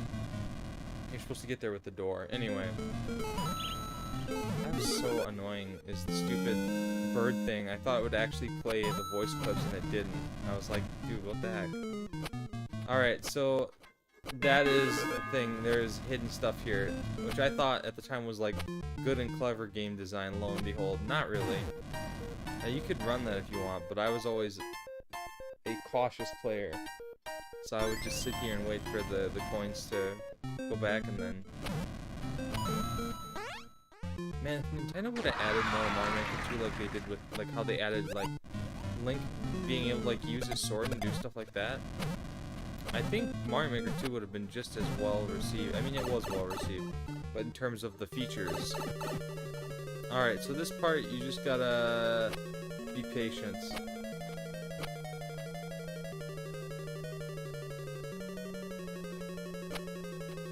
thought there was something secret here, but there's not. To me, this is probably the weakest point of the level for me, because you have to sit here and wait. You just gotta sit here and wait it out. I thought I'd be careful, like, you know, maybe a little bit of movement or something. Nope.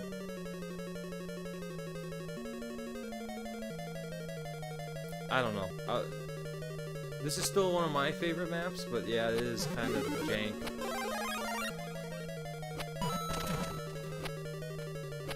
So, I'm not going to show it unless I go into editor mode, but if you go this way, it's a dead end, and it makes your life a living hell. So don't go that way if you ever touch this map.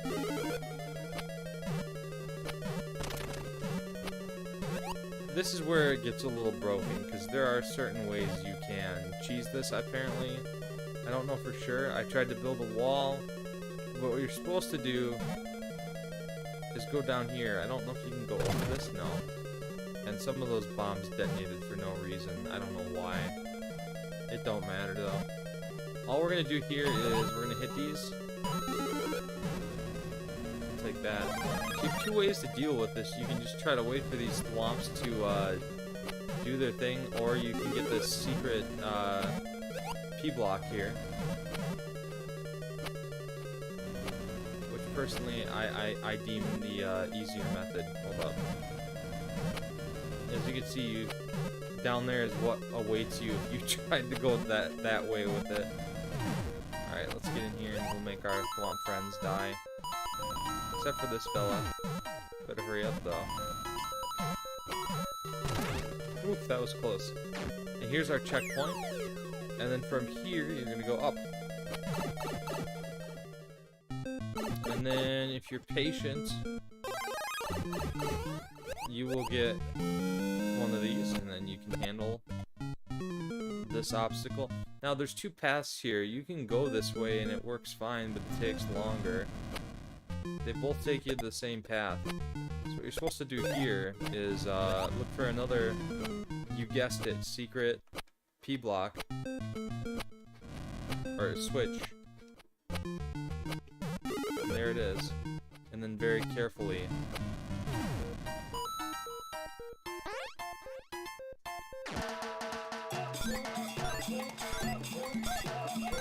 I don't know. This is just like a little celebratory ring. I don't know. That's something I've always done. I've played this level so many times. Alright, so we're nearing the end of this level now. Unfortunately, there we go. I thought there was a secret here, but there's not. Oh god.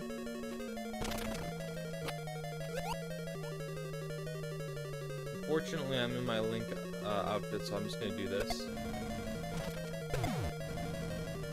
Bowser really busted my balls here. Come on now. That's no way to treat a King Koopa. Oh god, I don't want to die yet. I'm not ready. Oh god, I forgot about this. Alright. So then from here on out, we got lucky, alright? Normally, this is blocked off. And so you have to hit this block and be very careful. But we don't have to do that because a block broke, so we'll just go down. We're near the end now. Actually, I lied. We're at the end. Oof. I don't know why it took me forever to do the Triforce, and as you can see, it's hitting over the flagpole, which is very not symmetrical, but whatever. And that was my course.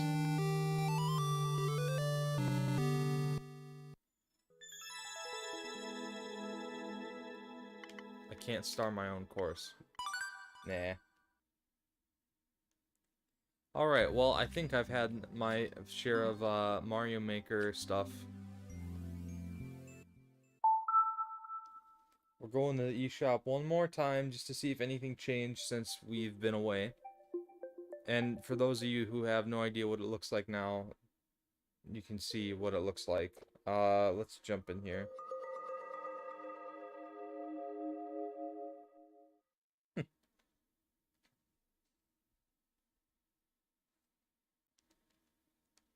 At least we still get funny slot machine. Aw, yeah. Rip. Now,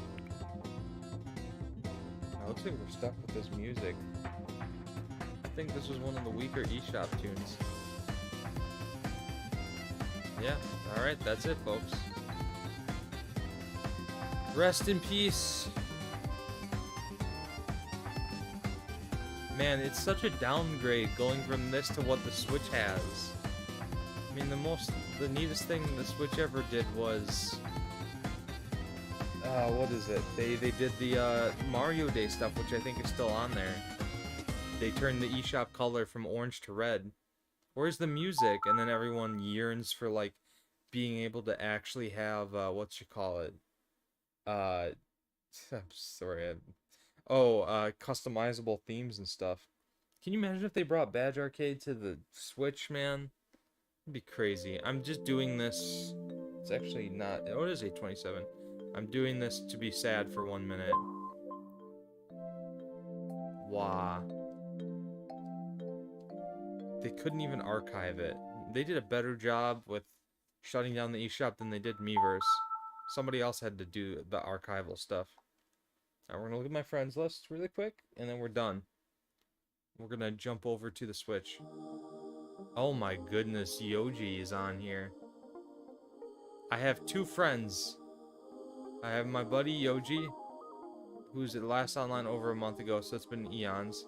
And then my buddy Aruni, who doesn't even own a Wii U anymore, as far as I'm aware. I can save the Mii's. I'm gonna take Yoji's Mii. You guys want to see some cursed Mii's? Yeah.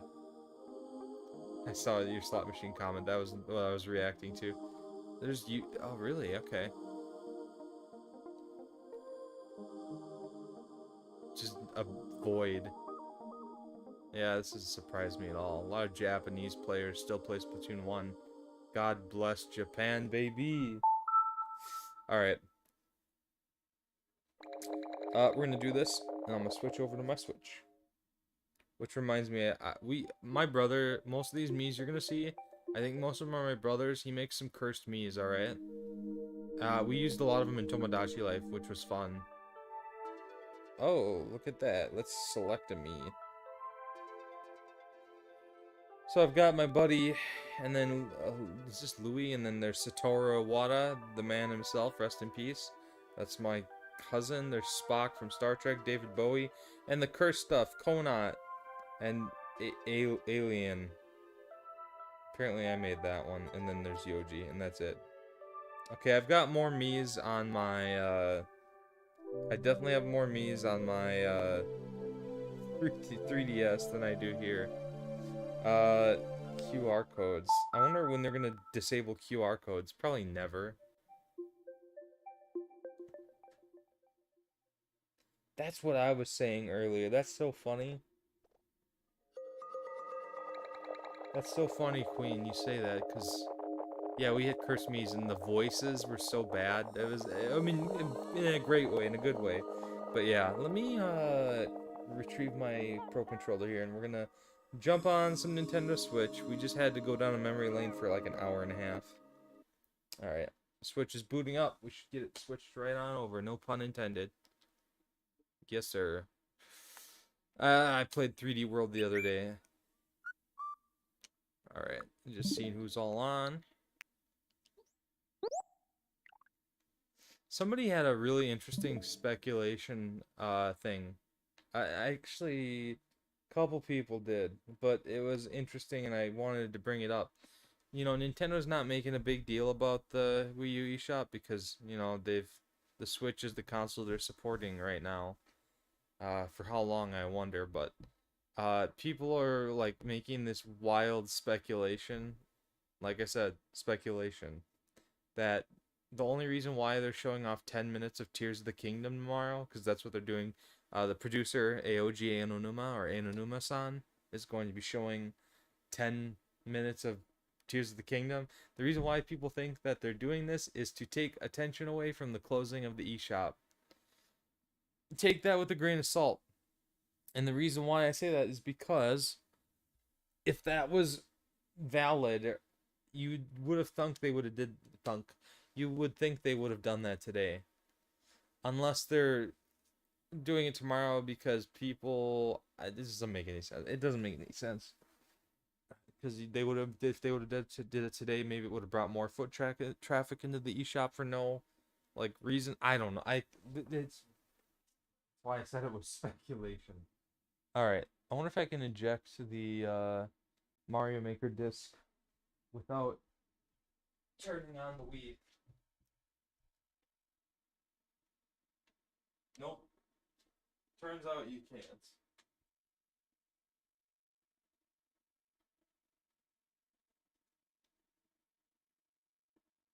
Sorry, it's gonna switch over to the Wii.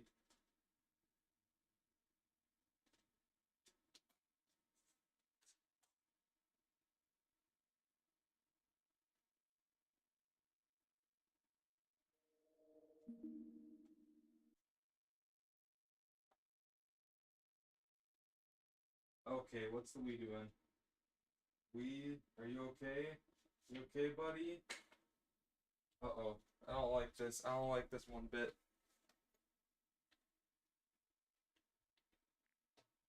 Hold on. Oh, I think my HDMI switch had a little oopsie.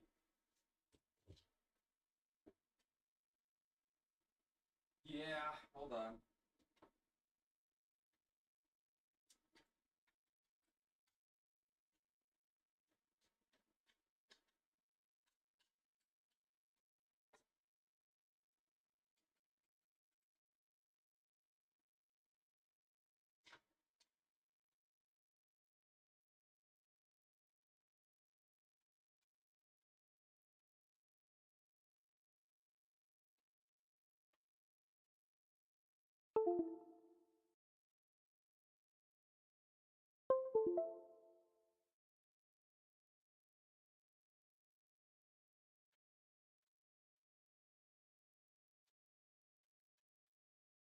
There we go. We should be golden once more.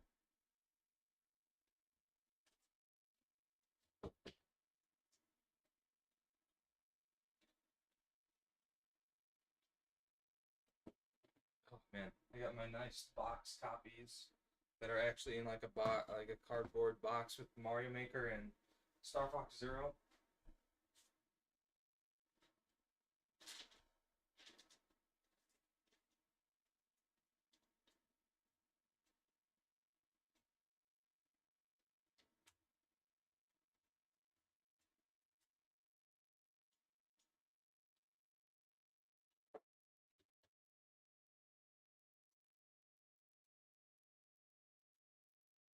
All right. Well, to channel the essence and lasting power of one of Nintendo's greatest IP in the last 10 years, Splatoon, we're gonna play some Splatoon 3. And we're going to run around Inkopolis for a hot minute. And then we're gonna play Tide Goes Out or something. I don't know.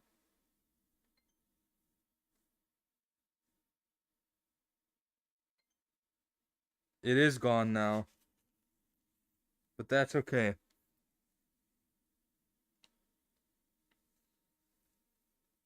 do like they changed the color of the fox and the monkey thing. Yeah. Bring back the Squid Sisters, man.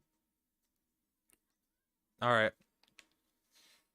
Huh. I wonder when we're getting another. I guess we're getting close to the Splatfest. Must be this weekend. Oh boy, it's WrestleMania weekend too.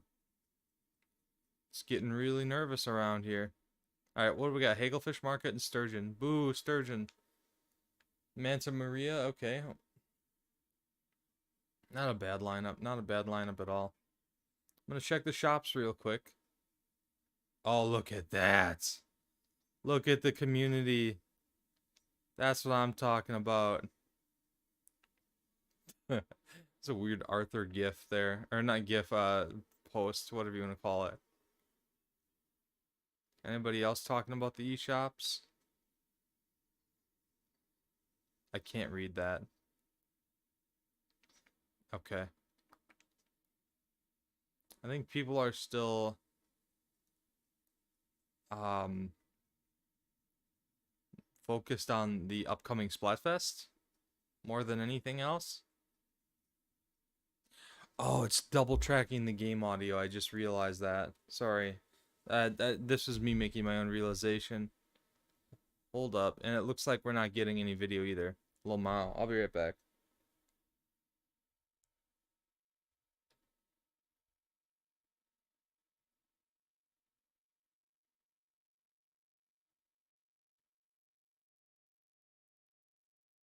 Yeah, it's because my Switch, my not my Nintendo Switch, but my my HDMI switch had an aneurysm when I was trying to turn off the Wii U, and it kind of just got stuck on a screen. Funny, funny. Well, this is either going to work or it's not going to work. Actually, I got an idea really quick.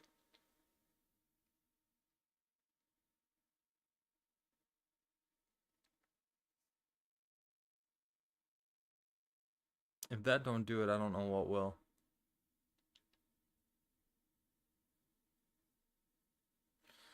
Okay. It appears as if it is stuck.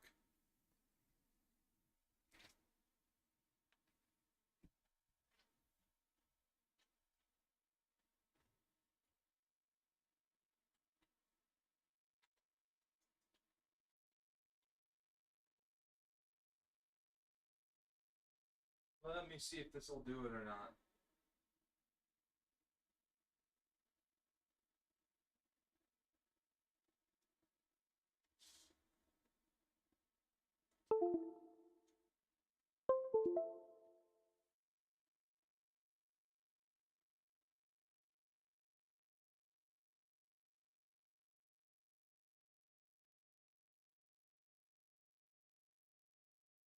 Hmm. It doesn't seem like it wants to cooperate today. Hold on a second.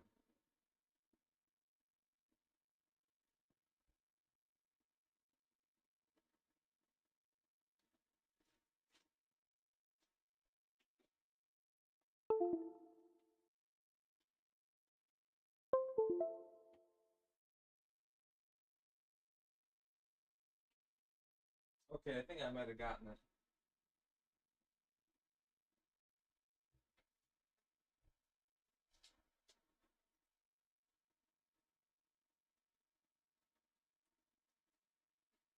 Maybe.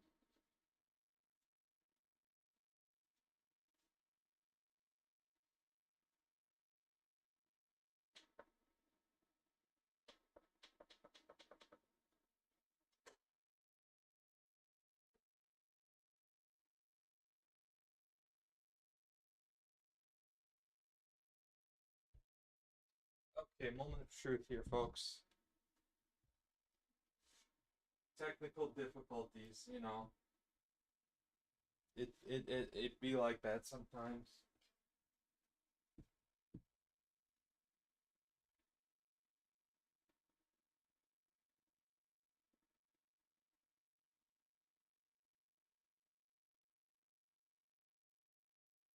Oh, whoops. Huh.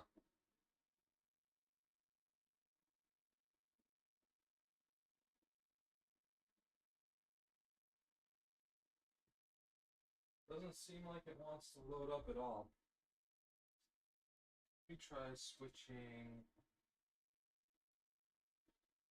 I want to see if it's going to determine if there's no signal or not.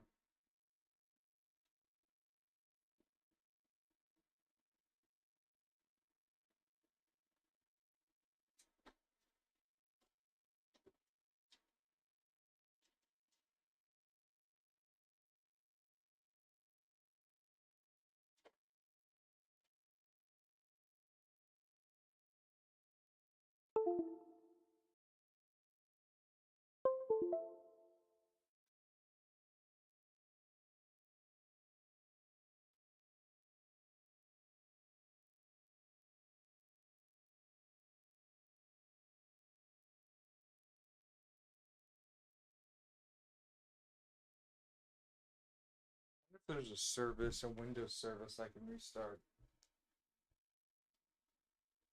I'm sorry about this. I did not expect this to, I didn't expect this to happen.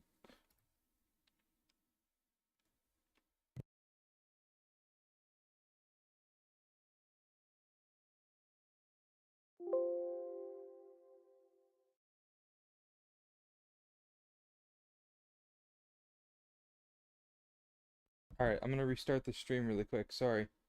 Yeah, the Wii U doesn't want to die. I don't want the Wii U to die either. It's more like, hey, I think we're golden now. I think we're golden. Yeah, we're good. We're good. Alright. Well, you know, sometimes you gotta fight through it a little bit. Against your own will. Oh boy, we're getting the stage announcements again. Can I please have Flounder Heights? Please!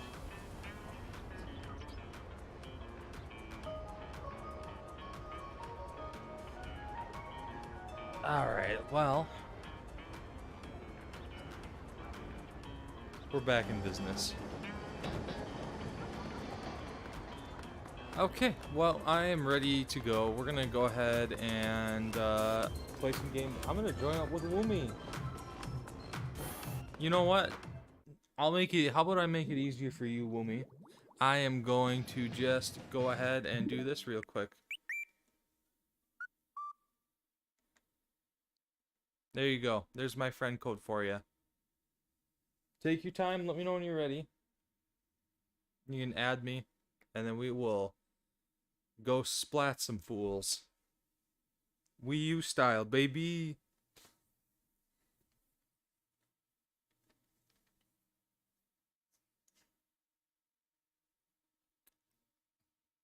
I don't I don't discriminate too hard, but I always love some of my friends, like Splatoon 3 is their first game for some of my friends, and they'll pick Octoling, and I'm like, you filthy Octoling, you filthy sewer dweller, and they're like, why you gotta be so racist? And I'm like, you're a filthy Octoling, and you know, so it's funny. It's like it's so glad to see our fellow Squid kids. Yeah, Squid sisters. All right. Holy cow, you played Hyrule Warriors Age of Calamity? Nice. Okay. Let's rock and roll. I'm ready to go. Wait a minute, wait a minute, wait a minute. What is it saying now? I accepted your friend request. We're good. Okay. I don't know why it's... Oh, it's just letting me know I got a new homie. Alright. I thought that blue screen of death on me. Alright, let's play some...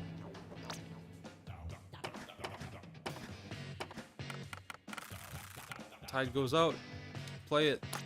Pay the coins for that sucker. They need to have a spot where you can stand in like this area and hear the music loud and clear. Anyway.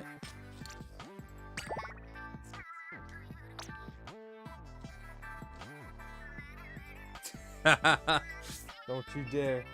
No, oh, I just went backwards on your comment about the Squid Sister stages. Oh yeah, you know, the Pearl Marina amiibo, I have those. You can actually take pictures with them on stage during Splatfest and whatnot, which is really cool. Did you want me to create a room? Or did you want to create a room?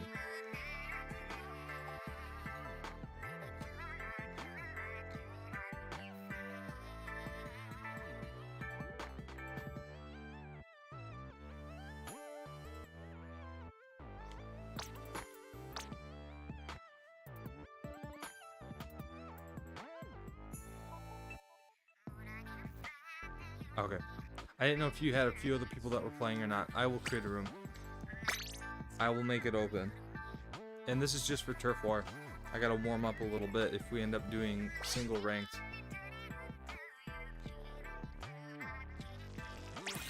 Jeez, that was fast.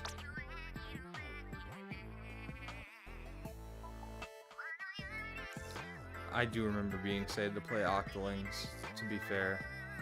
I just thought they'd be a little bit cooler like the ones in single player. But, if I want to feel like I'm the single player Octolings, I would wear that gear with the cool glasses with the one red eye thing like the Terminator. Anyway. I think this is it. I think this is you. You've got the hero shot replica, right?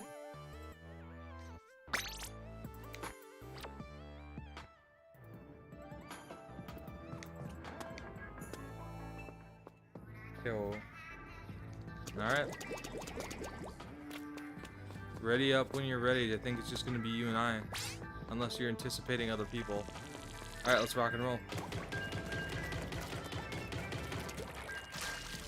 See, I used to be a big NZAP guy. I mean, I still love the NZAP, but I used to be a big NZAP and roller main in 2. And then my brother, who is a sweaty Splatoon player, he was like, you gotta use the 96 scale, and I was like, holy crap. Ah, we lost connection. I'll start the lobby up again. Anybody who's watching the stream that wants to play, you are more than welcome to join. It's first come, first serve, though. And yes, I understand we're not really talking much about the closure of the Wii shop anymore. We've kind of moved on. But I figured I'd play a few games of this, and then, yeah.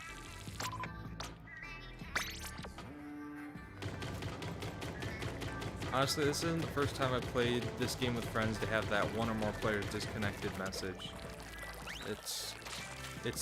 You're not having the true Splatoon experience until you get a disconnect issue.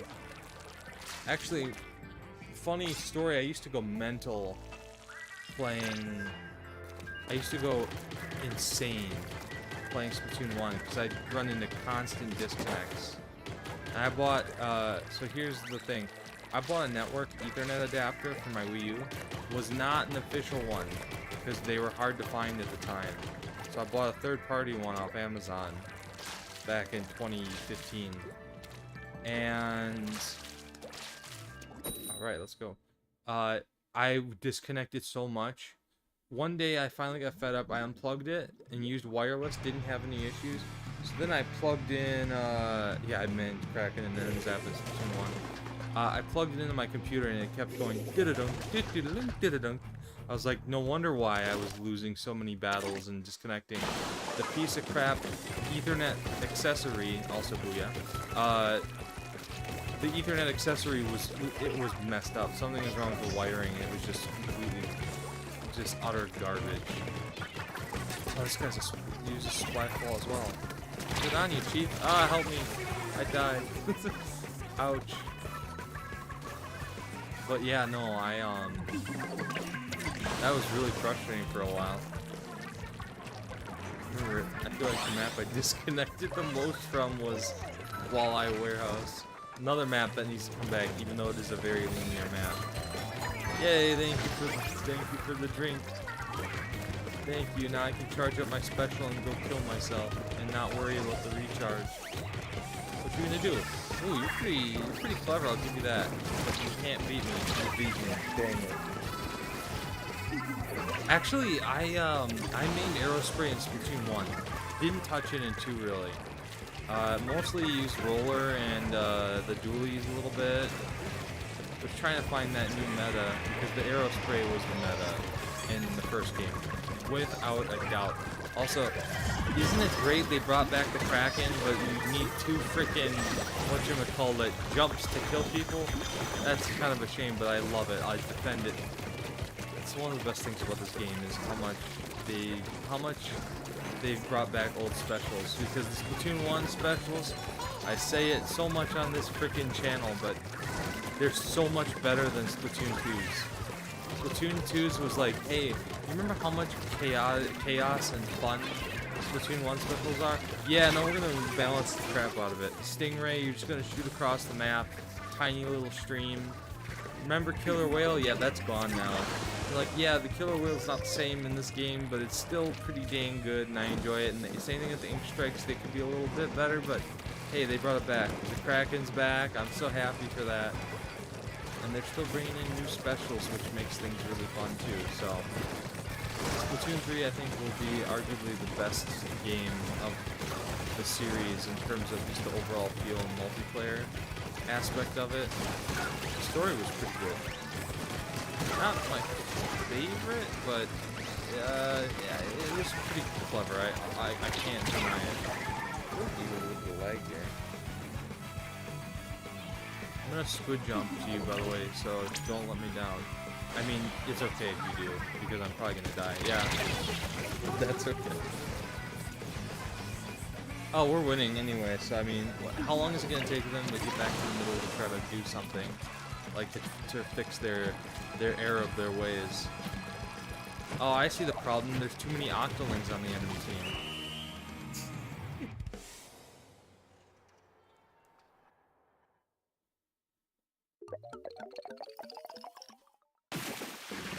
GG.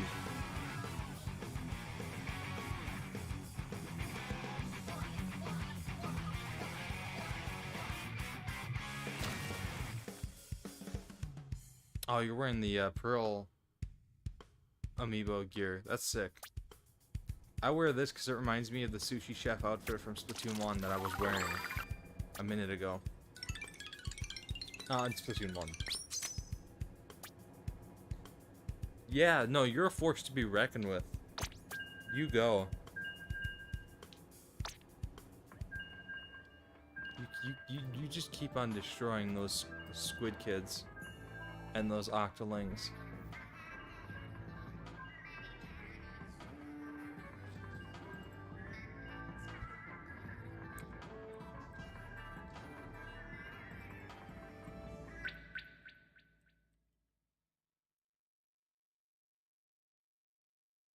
Did we get into a game yet? Oh, we got disconnected. Whoops. Giggles maniacally. Alright, let me get lobby open again.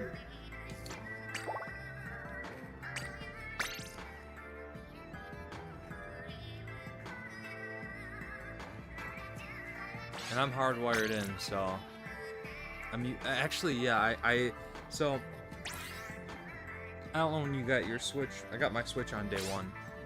I was second in line, and the dude who was getting his was like a semi-truck driver, and he was first in line, but his card declined, so he had to leave to go get a different payment method. So I was the first one to get a Switch. I got the special edition of Breath of the Wild. I got 1-2 Switch. I've had my launch Switch. I still have it. I got the gray ones. Very good memories. I finally decided to upgrade to an OLED in September. So I got an OLED, and it's the Splatoon 3 version. So yeah, I've got the Splatoon 3 Switch, and I love it.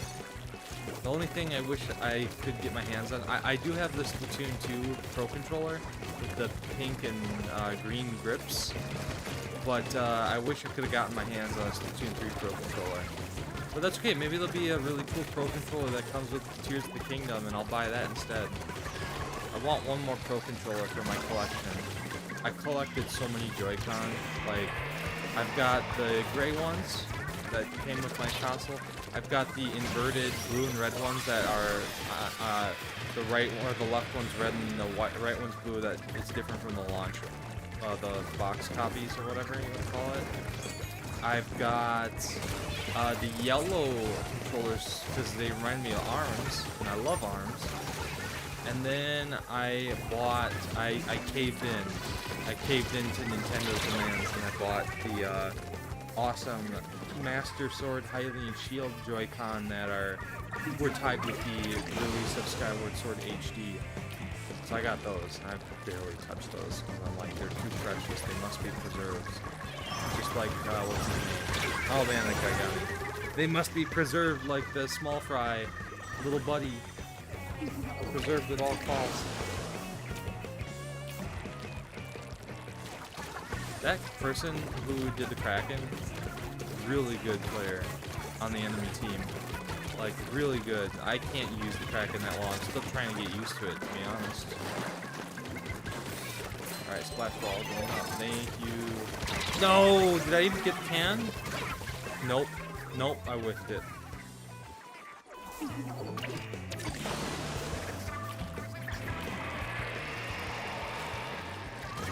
I tried to be cool and tried to dodge roll through the gates or squid roll. I don't think I can do that. I don't think you can. Oh, jeez. Oh, I avenged you. Oh god, I'm gonna get hit by zip casters. You gotta watch out for them.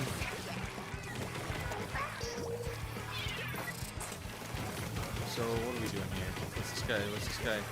Okay, Octobrush main is kind of just in his own world right now. He's literally in a Bob Ross painting video. Man's not even playing the objective. He's just like, oh, there's really no objective, but still.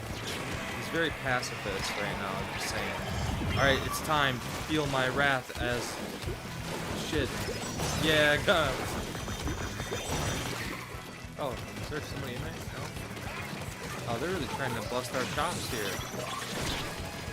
Get him, get him, get him, get him, get him, get him. Yeah, not in my house.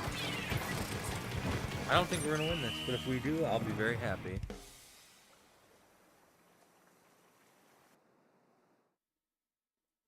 I think we may have this, don't we? Wow, very close. Very close. Hey, other team, GG's. Well done. You got a really good Kraken player who knows how to use his special.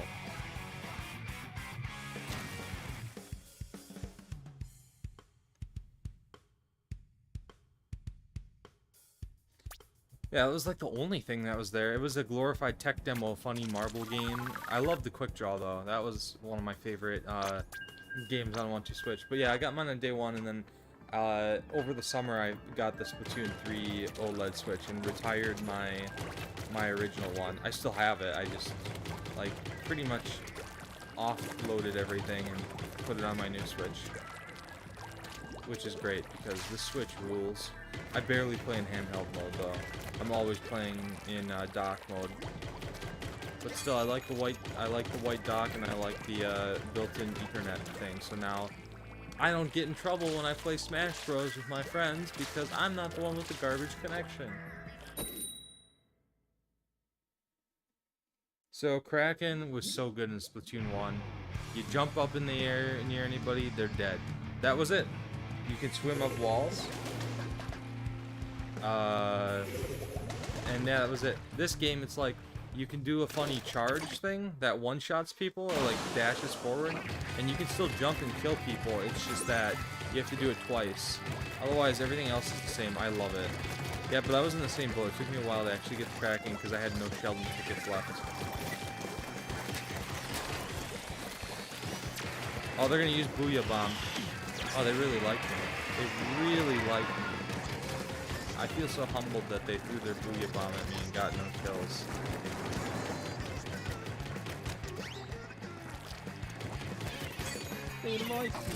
Alright, come on. Let's go. Fight me. Fight me! Yeah! You didn't expect this. That's... Oh my god, I love the Kraken. I'm getting better. I'm getting better, Queen.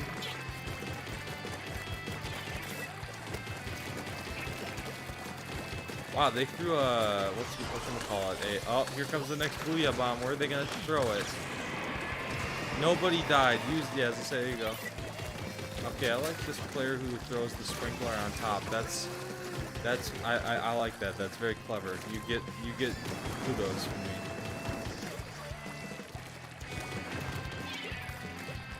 Alright, let's see. Oh god, rollers! They're everywhere. Oh, I need my special. Oh my god, they're missing. Ouch.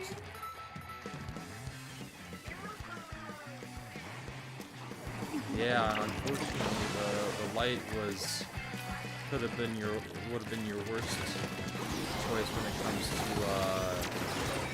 drift, because there's no way to fix it once it happens there. So we had a bunch of our controllers drift too, especially my brother, because like I said, he went try hard on Splatoon 2 and really put his Joy-Con through the works in terms of sweaty hands and intense, precise thumbstick movements. And so those things were drifting really bad. And so I finally caved in and I went in. Nintendo was doing free Joy-Con repairs because of this situation, and I died. Dang it. I put in my gray Joy-Cons, my red and blue one, my yellow arms ones, and then my siblings, and we got them all back and they all got fixed. And I don't think anybody's had drift issues. The only thing that didn't get fixed with my yellow Joy-Cons is somehow they fixed the latch, because there was an issue where I dropped my Switch and it landed on a Joy-Con and it like messed up the latch, so like you could push it off the Switch. Oh, there's a corner camper. I got him. But they got it fixed, and then it happened again. Like it just started. It wouldn't stay latched. So I may send it back, but I was hesitant putting any special Joy-Con into Nintendo support because I've heard things about, like, if they don't have it in stock, like those colors, you just get generic ones, and I don't want that. That's always good to hear. The light is a pretty special machine. I just wish you had a way to dock. Like if you bought a set of Joy-Cons maybe later on. Because I feel like it could be the ultimate starter set for somebody who can't afford a regular Switch. You know, you buy a Switch, it's for you and you alone, and then later on maybe you buy a Pro Controller and Joy-Con and you buy a dock separately, you can dock it in, and then you just have to wirelessly sync the controller. You can't, like, obviously slide it into the rails of a regular Switch, but I feel like that would be pretty great. And we're getting a map rotation change, so keep your fingers crossed for Flounder Heights. Let's see what we're getting.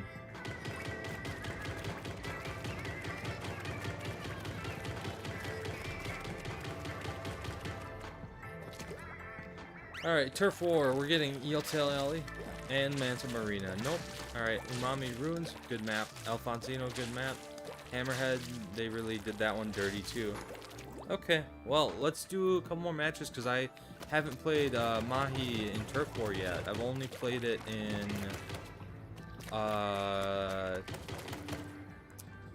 ranked, I guess. I'll also do my first roll of the day. I'm gonna hold on to my conch shells. Yay, more garbage. Alright, here is my locker, which you will be able to see now that we're friends and we've played a few games together. Also, everybody does such a good job on their locker designs, like hot dog. So we got, I'm a gamer, I'm a Nintendo nerd.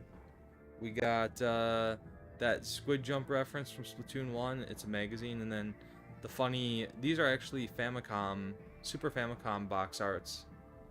And then we've got some Switch games, and then whatever this Ninja Squid game is. I got a picture of me and my two buddies.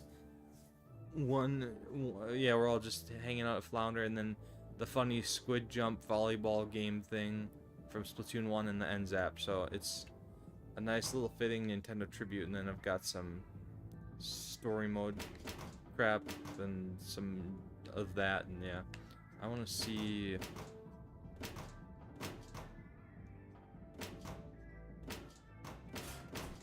I want to see if my friends... Oh, okay, Yoji's is still the same. Toto's is still the same. Yep. My brother's is still the same. Fujoshi's is still the same. Yep. Still the same. Alright. Oh my goodness. Alright, let me open up another lobby. Let's go see if we can get, Manta Marina. Oops. Whoa. My bad.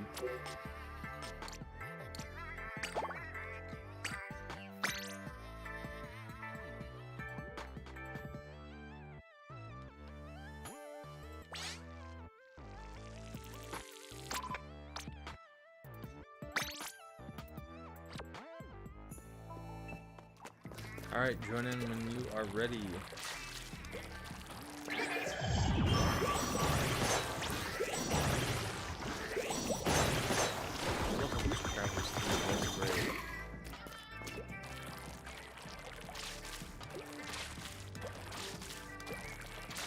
Welcome back, Queen Woomy.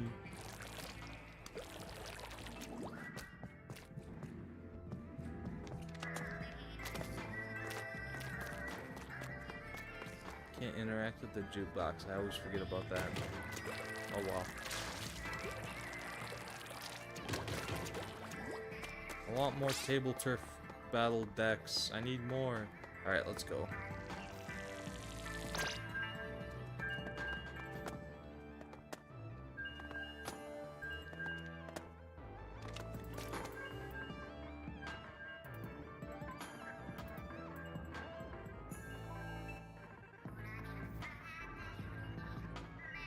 Let's do maybe like 2 more games, and then I'm gonna hop off for the evening while we wait. Oh, well, so much for that.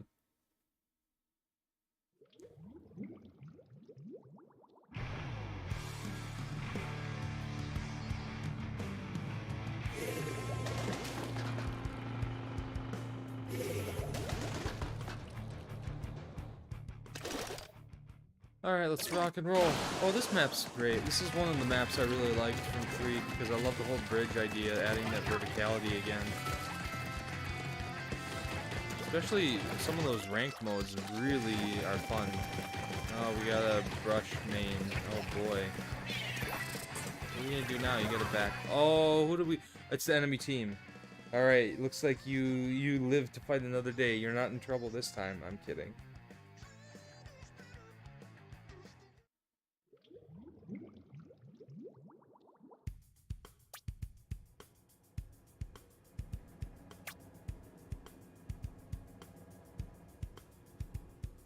Alright, let me get, we can keep going. Let's just matchmake again, shall we?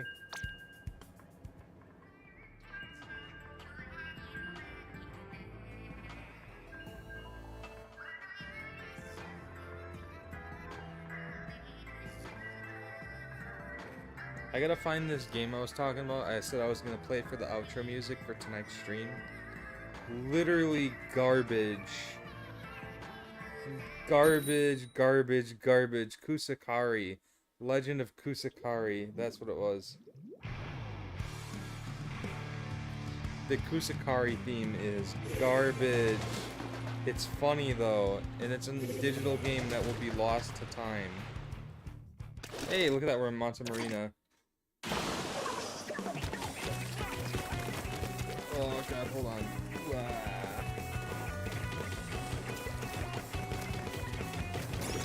Oh boy, people are messaging me about the eShop. Like, oh my god, today's the final day of the eShop. I know! I've been streaming on YouTube for the past hour and a half, if not more. Who's rocking the crab tank? Nice. Looks like we got a sniper on our team, so you and I are gonna have to be a little bit aggressive here. Queen. Oh, shiz. Oh, I got one. I got one. Yeah. Yeah. Oh, they got a sniper on their team, too. No way. Oh, my God.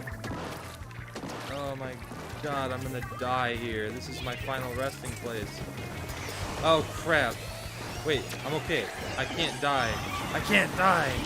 I can't die. You can't kill me. I'm going the wrong way. I'm going the wrong way. Help me. Help me. Oh, oh no. Okay, somehow I survived all of that madness. Booyah, I killed the same dude again. The same roller main. Oh god. Careful, careful here. Careful, he's gonna shoot the bunny. Oh dude, the splash wall. Splash wall for the win, baby. Come on, sniper. Sniper, no sniping. Oh, who killed you? Oh, the flimsy roller. I'm so sorry. I wasn't looking.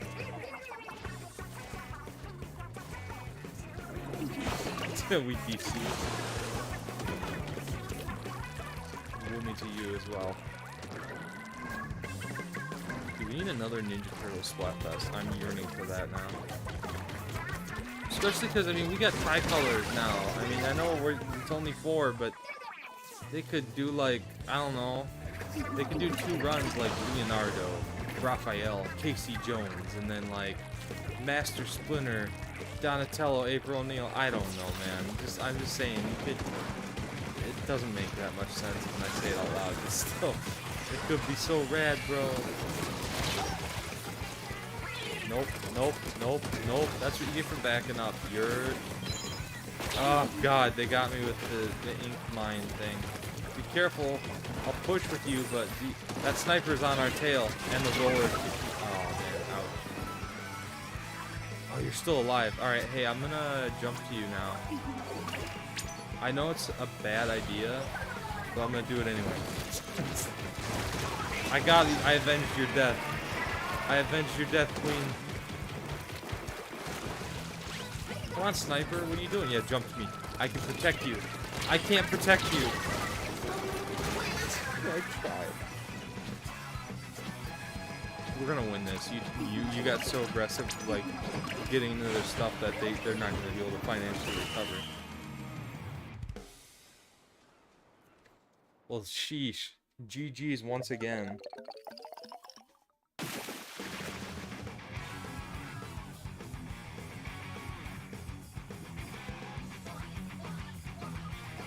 Is it just me, by the way? Or does it seem like nothing has been as good as that first catalog we got in Splatoon 3?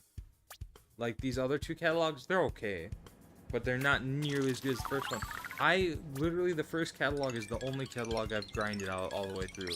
Just to get that funny triple glasses visor hat. Let's do one more, by the way. Oh, that would be good. Like, which version is best? Personally, I'm impartial to the 2012 version and the old 2001, 2002 version. Because that one was closest to the comics. That was my favorite, I think, for sure, is the Teenage Mutant Ninja Turtles. That one was so good. But I do really like the Nickelodeon 2012 one, because they had the OG Raphael voice actor, Rob Paulson, do the voice of Donatello in that series, which is really cool. And I think the story was just really good. Oh, this is taking a while. I always get nervous when it takes a little bit longer to get into these matches. Afro Luffy? Wait, is that a One Piece reference? I don't know. Rise is your favorite? And I never really got into Rise. Never really got into Rise. I don't know, it just felt too different. I hate to say that because I think shows should experiment, but I just didn't get into Rise. I do want to watch the movie on Netflix. I think it's funny because Rise had some good ideas. I just don't think it was very successful. It tried to like be the Teen Titans Go of Ninja Turtles, and now everyone's complaining about that new one that we were talking about before. They're like, oh, they're too young. No, they're not. They're teenagers. That sounds like Donnie. Yes, Donnie sounds like Finn from Adventure Time a little bit with the pitch of his voice, but still, it's perfect. It's perfect. I'm excited. It's like Into the Spider-Verse, but Ninja Turtles. How could anybody be upset with that? Are we just gonna chill here? Yeah, I'm down for that. Let's see if, oh, I tried to throw a splash ball across the... Hey, they don't have any snipers, so I'm just gonna go in there. Yeah, let's race it. No. You can't stop me with these ink strikes. I'm invincible. I'm a Kraken. Alright. Look at that. Look at us. Look at us go. We are just unstoppable right now. We are synergized. Look at that. Man, you are getting all the kills. I'm not even mad about that. Let's get in their spawn. You know the old way? You go up the ramp, jump across. Oh, crap. I missed it. I whiffed it. I'm gonna try it again, though. I'm gonna get in their... Oh, they're already up there. That's how you get in their spawn, though, is you jump across and go on the top of the mast there, and then you can just hop right over to the ramp, or walk over the ramp, and you're in their spawn. It's the old ways. Truly, there is no such thing as protection from spawn camping. And I like it that way. I want the chaos. It separates the good Splatoon players from the newbies who just want to ship Fry and defend Fry for her giant tic-tac-toe forehead. Oh, I don't know.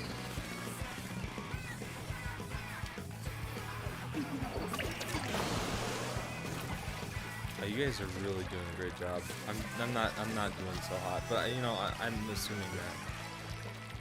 Oh, looks like they got out of danger, so it's time to kind of protect middle a little bit, maybe. Oh, they're really getting in our stuff too. Watch it, watch it. Oh, got him. Oh, that was a really weird kill. I'm not complaining. They're in danger again. Let's go. Yeah. Oh, that was brutal. Oh, I'm clipping that. Okay. Oh, sheesh. I'll end the stream with that. That was brutal.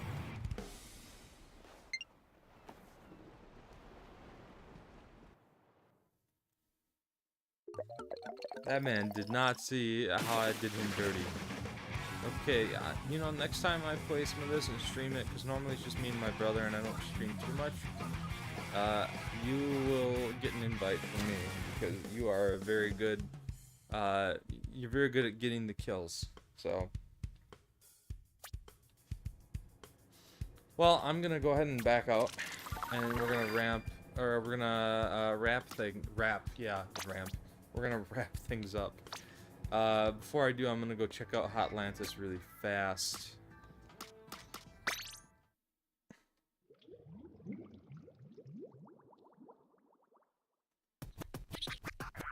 Yeah, I'm down. I have Discord. Oh, I think I got that emote that I wanted. Hey, I got some new, oh! You see this pull I got on Table Turf? I got Shiver. Yeah, Shiver. That's sick. That was a great pull. Mama friggin' Mia. Alright, let me back out of here real fast.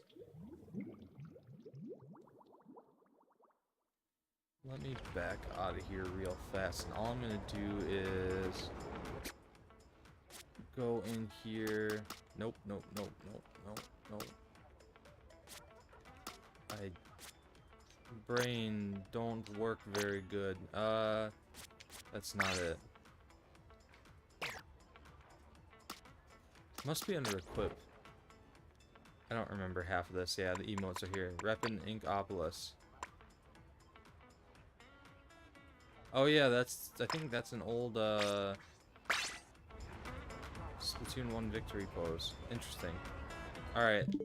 Yeah, we're gonna get ready to call a night. Before we do, I just want to show off this brutal kill we got towards the end, or I got towards the end of the game with the Kraken Royale. This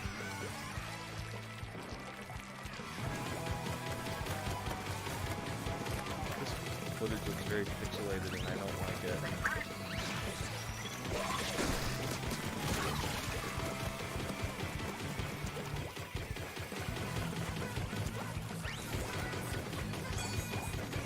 Check this out. Didn't even see the guy. Bam, he's dead. It's over. Jeez. That was wild. Alright, let me see if I can quickly play this outro tune, because this is gonna be fun. So, yeah, as an homage to obscure games that are gonna be lost to time, this is a kind of a Legend of Zelda ripoff. It's called Legend of Kusakari. The music for it is deliberately bad. But it's, I don't know, it's something. So without further ado, thanks for watching, and know that the 3DS and Wii U eShops will live in all of our hearts, and each and every one of us who has gotten the rare and lucky opportunity to experience it. Until next time, cheers. Alright, funny music. Here we go.